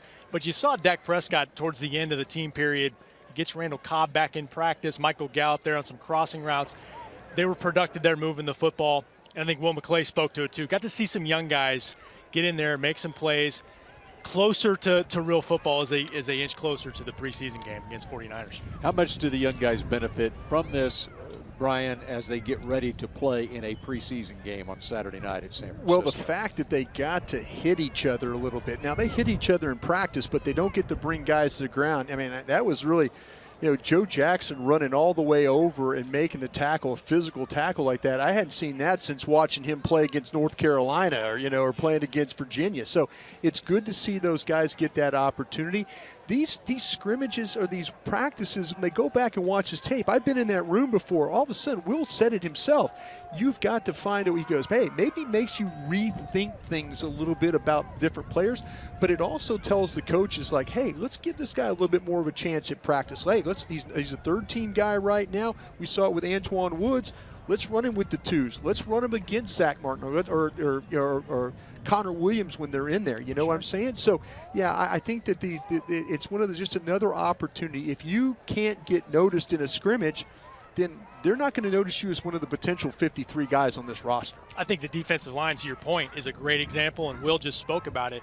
Rod Marinelli, the defensive coordinator, told us a couple days ago there's not a whole lot of difference in talent level first through third string. So it's an opportunity, and Antoine Woods is the perfect example of a guy that worked his way up last year. They mentioned Daniel Wise, some of these other guys. Yeah. You see Tristan Hill getting a little work in with the ones. It is an opportunity, and it gives them a little bit of an evaluation when you go up against the big fellas in the first unit. But then again, though, if you go out here and you have a bad day, you know, again, you're trying to stack. It sounds corny to say. Stacking those days. Stacking those days. And again, as receivers, a guy like Reggie Davis has stacked a bunch of good days. Now, all of a sudden, though, he has a ball knocked loose. Well, Sanjay Lyle in the meeting can say, Reggie, you got to keep that ball a little tighter, or you either got to run really fast like you can and avoid those types of contacts. Okay, we've had 8 practices now here at camp. There were 2 out of pads, been in pads now for 6. The way this thing started, you go back over a week ago yesterday, they started the first of 4 straight days of practices. They took a day off on Wednesday, then 4 straight practices, and then they'll be off tomorrow. So over these 8 days, Rob, what has stood out more than anything to you so far? I like the way this defense is flying around out here. I really do. I like the secondary guys. You're seeing a really strong start to camp by Achito Awuzie, Anthony Brown at corner, Xavier Woods with another interception today. I believe that's his 3rd of training camp. And as Will said earlier, it starts with the pressure up front, but I think they're really happy with the way their young defensive backs are playing in camp. And I think when you get all your pieces back, everybody healthy, Sean Lee back, that's the makings of a strong defense that can build on what they did last year. And speaking about the secondary, that's without Byron Jones out there. Exactly. Absolutely. I'll tell you what my look is. I see Kellen Moore is not going to stand in one spot. He is not. He is going to take advantage of the weapons he has. He is going to find ways to put his players in positions to make plays. Now it's going to be up to Dak Prescott to make sure that he finishes those plays. But I really like what I've seen so far. I like the pre-snap motions. I like the bunch formations. I like the creativity. I like to do a lot of different things here that what I've seen from Kellen Moore. As you see the team gathered at midfield, meanwhile, they're getting a passionate speech right there. Meanwhile, the media is awaiting the opportunity to talk with the players after practice. We've had many faces in the crowd over the course of the last week here, including Mark Wahlberg yesterday made his way to camp. And there have been others throughout the week as well. And well, that's one of the great things about being near Hollywood. Yes. Is that you never know who's going to show up here at Cowboys. We've had a Kevin Costner sighting in the past. You just never know. Well, that is, and you know, a lot of these actors and actresses and all that come out here are famous people. They're football fans. You know, you can sit down and it's crazy how they like to come up to you and you're a little bit starstruck, and then you're like talking football and they're like, oh yeah, no, I read all about it, and you're just kind of, oh, thanks for reading, kind of thing. Thanks for paying attention. Omar Epps, he loves your work, Ryan. Omar Epps will sit down and watch some film with me. So I'm a big fan of Omar Epps. He comes in and he's like, he calls me, he goes, hey, tell me what's going on out there, man. Tell me what's going on out there. And he'll sit down and watch. So yeah, Omar Epps and I are we're film buddies now. Yeah. And when you look ahead for the Cowboys this preseason, playing at San Francisco next Saturday night. And then, so they'll be here in Oxnard for the next week. They'll be practicing Tuesday, Wednesday, Thursday, travel up the road on Friday for the Saturday night game, then back here to close out camp. And then there's a little trip to Hawaii. They'll leave on Thursday, the 15th, prior to the game against the Rams in Hawaii on the 17th. And we're all looking forward to that. Oh, yes. Well, it's going to be a good opportunity because it might be the dress rehearsal game for them, for the Cowboys, if you think about it, of how the schedule might play out, because the team comes back from Hawaii. You have Sunday off, you have Monday off, and then you have to find a way to, will they go on a short week and make that their dress rehearsal? We'll see. All right, Mickey Spagnola has another very special guest. Mickey. Bill, I do. I've got Cowboys head coach Jason Garrett. Blue-White Scrimmage. What were your thoughts on it? I thought it was a great day. I really did. We did a lot of different situations. Short yardage, goal line. We had a lot of different red zone periods, some 2-minute stuff. We got a chance to see the young guys at the end compete, tackle to the ground, play close to real football. And I thought the approach by everybody was really good. They were dialed in. They were focused in. I told them it's going to be the best tape that we're going to see all training camp long. It's going to be fun to go to the meetings tonight and just see how we did. I think maybe they on that last run by Mike Weber, they might have thought they were still touching up. They forgot to put him on the ground. Yeah, and that's really why you do it. You can get into this practice tempo where you come over to a guy and you thud him up or you tag off on it. But 6 days from now, we're going to be up in San Francisco. We're going to be playing a real football game, and a lot of young guys are going to get a lot of those reps throughout that ball game, and they got to be ready to play. So this was the next step. And again, at first glance, it looked like they handled it well. So I don't know about you, but it was exciting for us to see the goal line period down there. What were your thoughts on what you saw there? It was really the first time we've seen tackling to the ground. Yeah, we had live goal line right at the outset of the practice. And you said it, that was the tackle to the ground period, even for the veteran guys. And I thought it was good. I thought it was spirited. And the guys handled it the right way. When we got down in there in that red zone period, we didn't want to make a true goal line because we didn't want to tackle. It was a different tempo, so handle that situation differently. But to get those 4 snaps under our belt on both sides was good for our team. This scrimmage seemed to be kind of capsulized what's been going on in practice so far. There was good things on the defense and then good things on the offense, and it kind of went back and forth. Yeah, and that's really what you want. That's how you want to build your team. You want to be competitive every day among all the groups. Offense wins, defense wins. It keeps going back and forth. And the big thing you look for as a coaching staff is how does each unit respond? How does each player respond to the success you have or the adversity you have over the course of the practice? And we had a lot of both throughout the practice today. And I thought we got another glimpse of Randall Cobb, kind of a different slot receiver. He can get down the field. Not to say Cole Beasley can't, but he's a little bigger receiver for a slot guy, and he seems to be able to do more things for you. Yeah, Randall's just a good football player, and you know, I hate comparing players. You know, we know we had to go against Randall a lot when he was playing up in Green Bay, and he always seemed to make very impactful plays for them. So we're excited to have him. He's had a great start to the offseason, great start to training camp, and it was good to see him getting some action today, making some big plays. Have you seen your backup quarterbacks, Cooper Rush, Mike White, make some progress? You know, they go through all last year during the season. They don't really get much. They don't even get to play. And they were a little rusty maybe beginning of OTAs, but they seem to be making progress, especially Cooper Rush. Yeah, they just need to play. That's the biggest thing for all the young guys, particularly at that quarterback position. There's so much going on. So the more you play, if you go about it the right way, you're going to get better. And each of those guys has done a good job getting ready for their reps, getting ready for their opportunities. This was kind of the most extended opportunity they've had in training camp up to this point. And we'll watch the tape, but it seemed like they handled themselves well. They ran their groups well. They had command at the line of scrimmage. Looks like they made good decisions, so it'll be a fun tape to watch. Now, I'm not sure what was going on the call up there at the end, but who did you have there? Because he was so fired up, I was ready to come out and try to help. Yeah, Eric Thomas, the hip-hop preacher. He's been part of our program for a few years. We've used him in videos, and he's good buddies with John Kitness, so we invited him out and did a great job in front of our team. All right, Jason, appreciate it very much. Good blue and white scrimmage. Great Thank you. seeing All righty. Thanks so much. All right, that's Cowboys head coach Jason Garrett. Back to you, Bill. All right, very good work there. Eric Thomas there doing the preaching after the game, after the practice. I'll tell you what, Mickey's right. He was in the middle of that, though. That was very impressive, though. Team always, you know, it's funny when you bring outside sources or, you know, people into the mix, and you're kind of like, what? But then something like that happens, and the light comes on, and you're like, whoa, this guy's got the fire, he's got the fever, and all that good thing. So good for you. It's nice that Coach Garrett does bring folks in to let the team have different experiences. Yeah, it's nice to have a different voice after 10 days of camp. Yeah. You know, you're hearing the same voices, same coaches for 10 days or so. Yeah. All right, we saw Dak Prescott throughout this day, and of course through the first 8 practices, and we're going to take a look at Dak, what we saw of him today, and what we've seen of him throughout the camp so far. Good days and bad days, right, Brian? Good days and bad days. You just got to make sure, though, you don't have many bad days, though. But that's going to happen with the way this defense is playing right now. And you look again mechanically. Dak looks very comfortable throwing the football. I know this is some pre-practice stuff, but just look at the way the shoulders pointed, the knee, the toe, all those things. These things are all really good for Dak Prescott mechanically right now. And Dak Prescott, after the practice, talking with the media. And let's take a listen in to Dak Prescott.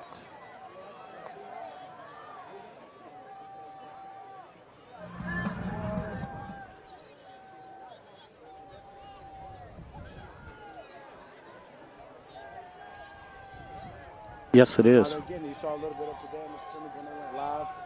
So we're getting better, and that's the main focus. And as long as we keep doing that, we'll put ourselves in good position.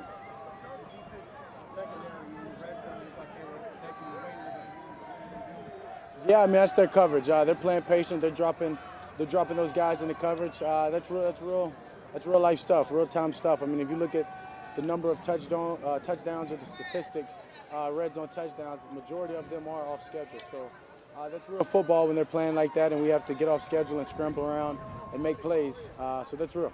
Here in training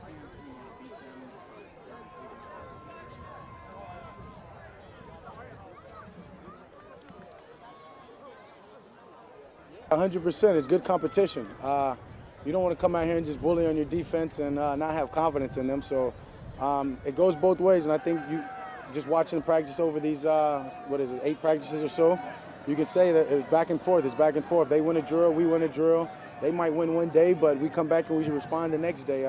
And that's just good competition. That's iron sharpening iron, and we're making each other better. And they're good. I mean, I can't say we've been out here beating up on them, and I damn sure wouldn't say they're beating up on us. So it's doing the right thing. What does it mean to you to have Travis back? It means a lot. Just a smart guy, one of the smartest guys in this league. Got you. Running that offensive line, getting the call in first, allowing us to play fast, allowing me to trust what's going on, trust the protection. He's getting all his guys right in the run blocking and all that. Just allows us to play fast, and we're thankful to have him back. One more time. Yeah, I mean, I definitely have gotten better.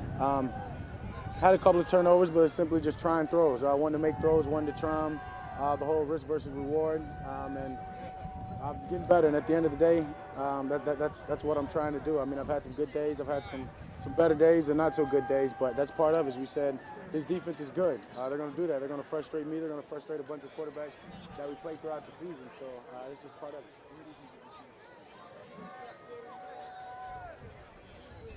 I always tell you guys, it's hard to just say one area. When I come out here, I'm not just trying to tone in on one thing or hone in on one thing and say if I get better at this, it was a successful day. I'm trying to get better at everything from the motions, from the way that we're getting up and attacking the ball, the way how fast we're presenting our offense or our plays at the line of scrimmage, to snapping the ball, to the execution, to the footwork, the accuracy, all of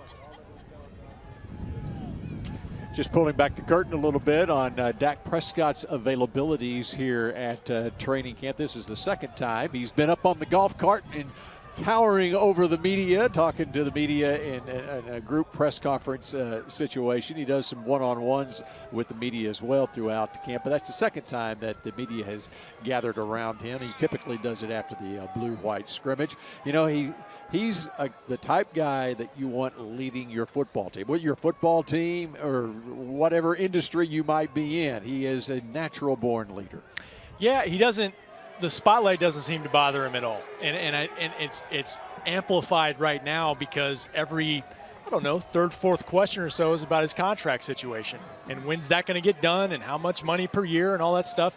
And I don't think he approaches things any differently. And I think also the way he evaluated his play in camp, it was kind of spoke to what we just talked about. There's some good days, there's some bad days, but that also speaks highly of this defense and the challenge that they put on him day to day. Yeah, I think the defense is really more about how he plays or how he doesn't play. And I think that Rod Marinelli, Chris Richard, they have got this defense on point right now. And as far as these guys getting after these receivers, you know, and again, there's some pass protection problems they've had because of some guys being out.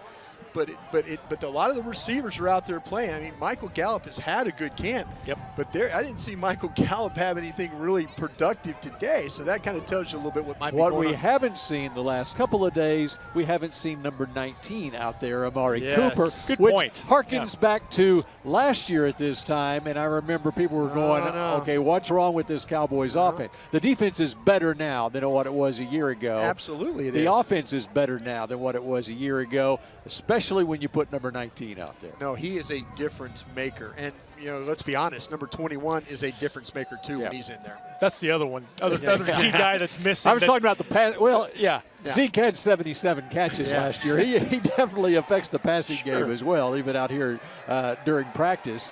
But, you know, you've seen Cooper throughout camp, and just what is it about Cooper that makes him a difference maker?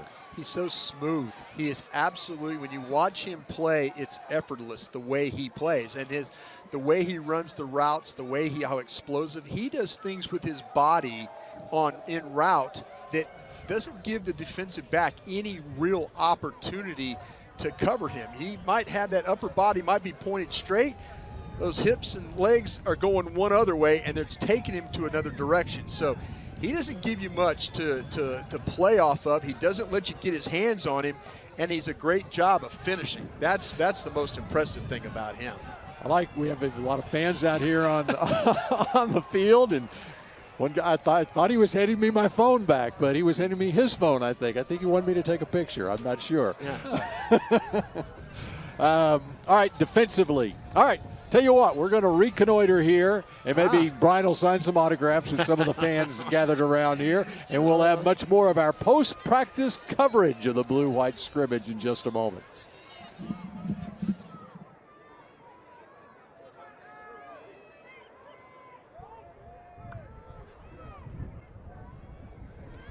Dandy, you with me?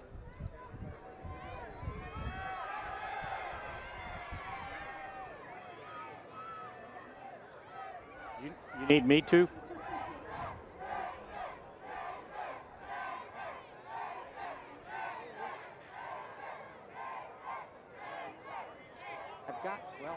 had Travis here, and I think he locked. What did I lost him somewhere. Where'd he go?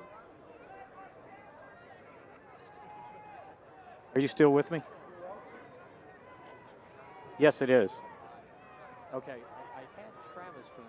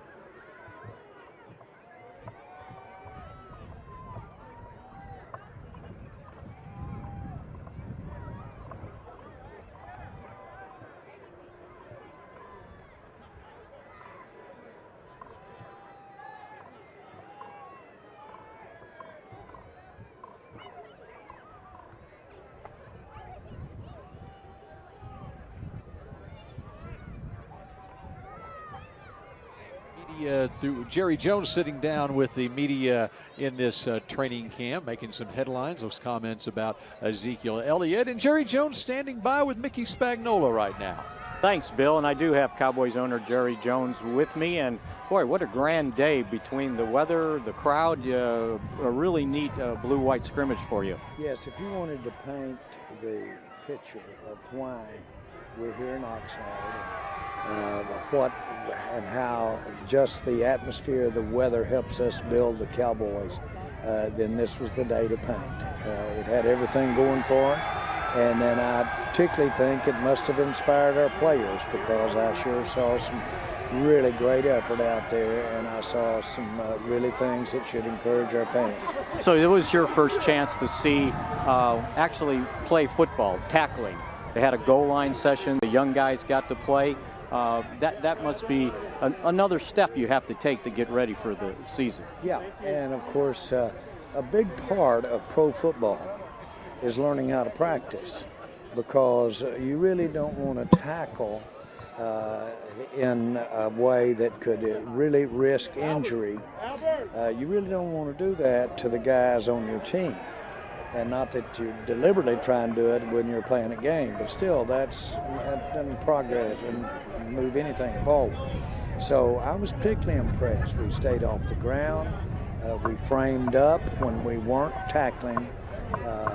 We framed up. We got the contact. We had full activity running toward the tackle, and so we got a great practice in. These guys, give our coaches credit, know how to practice. Now let me get to the player. I was particularly impressed with Jackson, our defensive end from Miami. was a pretty good lick, wasn't it? His style, if you will, is that he would run till every play stopped. He would run the ball down. And that's the way he played at Miami. And boy, when we put these pads on and he did get to hit, he showed us the thing that we saw about him at Miami. But he was particularly impressive out here today. And he made several really big plays, just taking the right angles, going after the ball when it was away from him. And then he was particularly aggressive going forward. I thought he had a good day. You had a chance to take a good look at your running backs, especially the young ones. Yes, and of course, Pollard is, frankly, about as smooth in his motion, his running, his entire game. He's just fluid. And you saw that out here today. He particularly has quick feet, can plan and move very quickly. A lot of the new things that we're doing in our running game call for that, and so he's excelled. And then number 40, Weber, really, I think, showed off, so to speak, out here with a couple of good plays. And so those guys are getting a good opportunity. They're getting a lot of rest. But I hope you notice Alfred Morris. Morris got up in there, and our running back coach was talking about Alfred when he was here 3 years ago, when he would spell Zeke. And he would talk, and he said just the other day, Alfred Morris has the ability to run with our coached blocking style and the philosophy we have with our running game. He has the best feel of any back I've ever seen. So he sees the soft spots. You saw some of it today. So not just an insurance policy with Zeke not here, you're looking at him as a potential contributor. Well, absolutely, unquestionably. We were really sick when we lost him last year. And he went to San Francisco, didn't play as much as he had played for us the year before. But, you know, when he would spell Zeke, when Zeke was suspended and didn't play, Alfred came in and just was outstanding. I'll never forget his great 80-yard run against San Francisco. So bottom line is he fits us really well, and it's good to have him on this team. But there's a lot of competition there between the young backs and between the backs that we had on the roster already. I'm real pleased with the depth and where we are running back. And it looks like Tony Pollard can help you in so many different ways, not just carrying the ball, but all the other things he can do. Well, you saw him in there for the entire snap group. Must have had 10, 12 snaps. But you saw him in there for that entire passing game sequence. And that's what Tony's going to be able to really provide for this offense. He can go in the slot. He can be a receiver type in the slot, much less from the running back position. So it gives us a lot of flex. But what was surprised when he came after the draft is the coaches were talking about, and the scouts said, he's just a bigger man than we thought he was. And he is. He's got a big frame, bigger frame than you might think for a back, nickel-type back that we had in mind. He does remind you of Kamari of New Orleans. So you've been jet-setting around. Do you ever get tired of going to Canton, Ohio for those Hall of Fame inductions and have somebody from the Dallas Cowboys getting inducted? Well, I'll take a bus, take the old Cowboy bus up there if I have to, if we can all be when we get a chance to put a Cowboy in there. And, of course, Gil Brandt has had such a distinguished career in our game, NFL pro football. And to have gotten the form, and that's what he said, of the Dallas Cowboys to build his career in and around, and you step on the shoulders of this great franchise. And then for him to take it and develop his skill set and develop the whole profession of scouting deserved him to be in the Hall of Fame. No one's been more deserving. And just in time, I mean, I'm not saying just in time, but when you're in advancing age like that, it's really neat to be able to see him get that honor in Canton. Well, what is unique, and everybody marvels, he's 86, and his memory and his recall is just phenomenal. And he remembers, he'll see people, and he'll remember their 40 time, he'll remember the yards they made, he'll remember things about them in college, and that's been 50 years ago. 40 years ago. And then, of course, contemporarily, he's much astute. I run into him, my grandson, both grandsons. I've got a grandson playing high school football this year. Gil will be sitting there at a high school football game, just watching the game, and he also will tell you about college players that he saw play high school football. So this guy's the real deal here. He pulled one on me this week. He came through, and we were talking about the Cowboys' first training camp in Forest Grove, Oregon. And he said, yeah, and we showed up on July 9th. And I'm going, there's no way he remembers July 9th, right? I looked it up. It was July 9th. Well, he's phenomenal. The Cowboys benefited from it. He was unquestionably a part of the foundation. He was a groundbreaker. He invented scouting concepts. He invented ways to get information, things you should look at when evaluating a player that hadn't been thought of. I'd say that Gil is the father of scouting as we know it today, or as we didn't know it when he left the Cowboys, as we know it today. He had that in mind. You know, the funny story about Gil is that I told him that we were going to go forward when I bought the team and not keep him as personnel and scouting director. Well, we go outside his office, and there's a crew about like this of media. And they said, well, how was your meeting, Gil? And he said, well, he said he couldn't afford me. He said, that boy's in over his head. Well, he was right again. I was in over my head. But he recognized that pretty quickly. But things have evolved. He went on to be not only a great ambassador for the Dallas Cowboys, but just a complete treasure for the NFL, and is active today and works and is in media. And, you more likely than not will talk to him every other day. Yeah, absolutely. Well, it was great to see you unveil his bust. He seemed to enjoy it, and we appreciate you joining us here on the Blue-White Scrimmage telecast. Bill, we'll go back to you.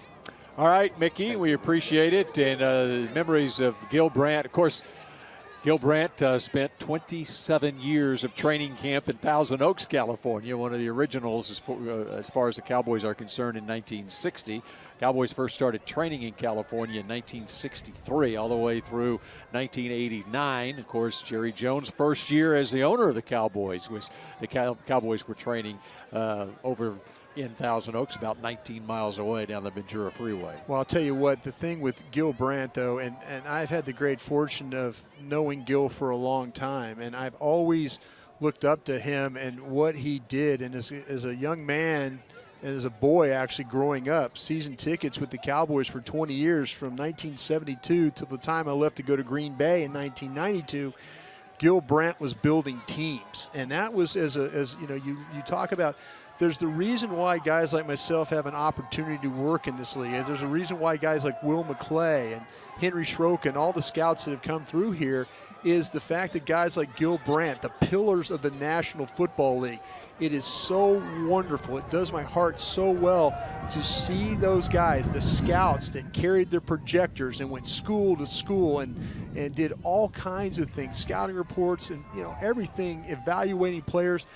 They deserve their, just as much as the players deserve and the coaches, the scouts deserve their day in the sun as well. And get a load of this as far as Gil Brandt is concerned, because he's 85 now. Right. Okay, so he started with the Cowboys 60 years ago at the age of 25. He spent 29, 30 years with the Cowboys, and now he's had another career in the NFL for another 30 years. It's incredible. And his mind is just as sharp as a tack. No, he's so involved with the draft and everything. It is, and you could go up and talk to Gil, and I. This is what's such an honor for me to even talk about him. Gil invited me to go to Canton to be part of the ceremony with him, and you know, my duties here call, and you know, I wish I could have done that. I called him. I couldn't apologize enough to try and sell. And he goes, Brian, you got a job to do. And you're right. I mean, I've had a second career. I'm not comparing myself to Gil Brandt, but I'm saying going from scouting to in this media opportunities, and Gil has taken it so well. The work that he's done around the draft, I mean, it's just incredible the amount of respect that he has around the league. All right, we continue with more of our post-practice coverage here as we take you up to 8 o'clock Central Time from Oxnard, California in just a moment.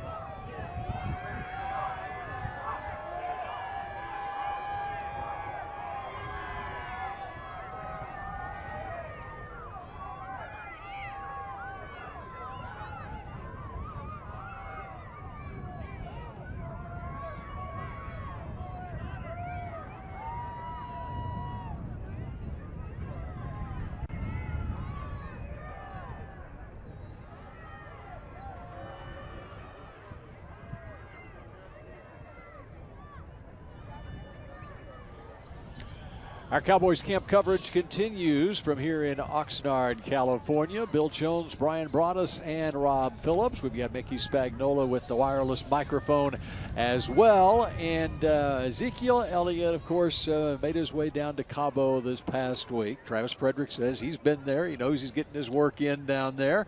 All right, so when you hear Jerry talk about Zeke, when you hear Stephen Jones talk about there's really no conversations going on right now, clearly this August 6th date where Zeke would, if he's not in camp by August 6th, he will lose a year towards free agency. I don't think that's a factor at all because he's got 2 years left anyway, and I don't think he's ever going to get to a point where he's going to even reach free agency. Something is going to get done. What Cowboy fans want to know is when is something going to get done? And I think that is the $64,000 question. Well, go ahead. No, you got this. It's all yours, Rob. It's all yours, Rob. Well, to your point, beyond 2 years left, and you know the option to franchise a player such as Zeke down the road. So yeah, the August 6th, I don't know if there's anything to that. We'll see. We'll see what happens. I think it's hard for me to look at it and say Zeke's going to miss games. With the talent on this team, his best friend is Dak Prescott. I just wonder at some point, we've talked about this, Brian, one game could decide this division, could decide whether you make the playoffs. No question. Does Zeke want to miss that opportunity? But he also, it's a business, and he wants to get paid, so that's the other side of it. But I don't know if it's ever going to get to that point. He knows how important he is to this team. Yeah. That's why he's doing this, Yeah. you know, and all the players are saying all the nice things about it right now because it really doesn't matter.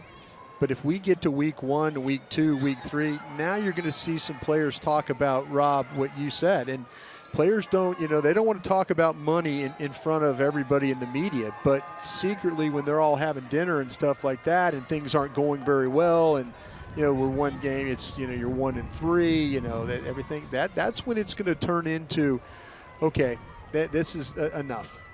But he is doing what he absolutely believes he has to do to get their attention, and he is a huge part of what they do. The base of their offense goes through Ezekiel Elliott, and don't tell me anything differently because he makes everything go. When he can run the football successfully, he takes a lot of pressure off Dak Prescott. If you believe that Dak Prescott can take the next jump by himself, then don't pay Ezekiel Elliott. But we've yet to see that. All right, Mickey Spagnola on the sideline with a word on Zeke. Hey, Bill, and guys, I got a clarification on that August 6th deadline to lose an accrued season. And I got it from the guys upstairs in the front office that should know. And it was clarified that because he has a 5th year under contract, that August 6th deadline doesn't apply to him. So it'll have nothing to do with an accrued season. If he was in his 4th year, in the final year of his contract, then it would have made a huge difference on the accrued season. But because he's under contract for another year, it will not affect him. And as it was pointed out, if they sign him to a new contract, then that's all nil and void. That doesn't even matter. And I think the assumption everybody's operating on that at some point he will sign a new contract and they will get this done. So that August 6th deadline, what is that, 2 days from now? I don't think it affects, I've been told it does not affect his accrued season status whatsoever. We've broadcasted for 2 hours, and that might be the best nugget we've had all day. No, got to save the best for last, right? Absolutely. Good job, Mickey, of digging up that one. How about some nuggets that we saw on this Dallas defense today in this practice? And we've seen some takeaways from this defense, and namely from Xavier Woods a time or 2 or 3 times already in this camp. Yeah, there you go. Another contested ball. That's Dak Prescott's been throwing a lot of contested balls in these practices. And Xavier Woods, Chris Richard, when they watch the tape tonight, is going to talk about positioning. That was a great job on his part, being right where he needed to be. Yeah. Nice forced fumble there. Yeah. Getting hands on balls. That's something they drill a lot. That's Jordan Lewis. Yeah, yep. Jordan Lewis is always going to rip onto that ball right there. And there you see another tip ball that's going to be an interception. So, yeah, the quarterback's kind of got unlucky a bit today. big hit right there. Yep. Joe Jackson. By Joe Jackson, yeah. And he was the guy that Jerry Jones wanted to talk about afterwards. And then here's a strip. It was Mike Jackson Sr., also out of Miami, also a 5th-round draft pick with the forced fumble picked up by Donovan Alumba. Yeah, there you go. Get the turnover chain right there for him, that University of Miami deal. But, yeah, that's what this team has talked about on defense. So, I mean, Rod Marinelli, everywhere Rod Marinelli's been, they've turned over the ball. They've gotten turnovers. So, again, we'll see if, in fact, better positioning, more aggressive speed, and then clawing at that football will turn these balls over for this defense to help their offense get some field position. They've been middle of the pack getting takeaways the last few years. That's the one piece missing for them to be, I think, truly dominant in this league. And flip it over to the offensive side of the football. It was your first chance to see Randall Cobb in a Cowboys uniform in this practice, wearing his familiar number 18. By the way, Jordy Nelson retired as a Packer today. Randall Cobb and him, of course, were a great tandem for Aaron Rodgers for years, and I think he's going to be a very nice guy for Dak Prescott. I think they'll be on the same page quite a bit this season. That is a bad ball catcher right there. And I mean that in all respect to Dak Prescott. I mean, he throws balls, but I'm just saying, that guy right there, he makes a lot of plays down the field. You see the run after catch. That's something maybe a little bit more of a dimension than even Cole Beasley had for them last year. Absolutely. A smart player, and in fact, a former quarterback. He was a high school quarterback and also played quarterback early on at the University of Kentucky as well. We're into our final minute of our coverage. Some final thoughts, Brian, as we look ahead to the next week and a preseason game on Saturday night in San Francisco. Go in, evaluate the tape, get some corrections right there. Young guys, be happy. If you got an opportunity, you did well. If you didn't do so well, hey, take this week, try and get better. Let the coaches see you. Find a way to get in that San Francisco game next week against some really good live competition right there to kind of help your stock. They're ready to hit somebody else. They got a little bit of a taste of it today. They'll get it finally with the 49ers here in a few days. And it's a 49ers team that is on the rise, and they had a good draft themselves, so it'll be fun to watch, to see how this Cowboys team matches up against the Niners next Saturday night up in Santa Clara. And then the Cowboys will be wrapping up a training camp the following Thursday and headed to Honolulu to play the Rams in preseason game number 2. Back home for 2 preseason games against the Texans and Bucs in the final week of the regular season. For Brian Broaddus, Rob Phillips, Cookie Spagnola, Nick Eatman, this is Bill Jones. We appreciate you joining us for the Dallas Cowboys Blue-White Scrimmage 2019 from Oxnard, California.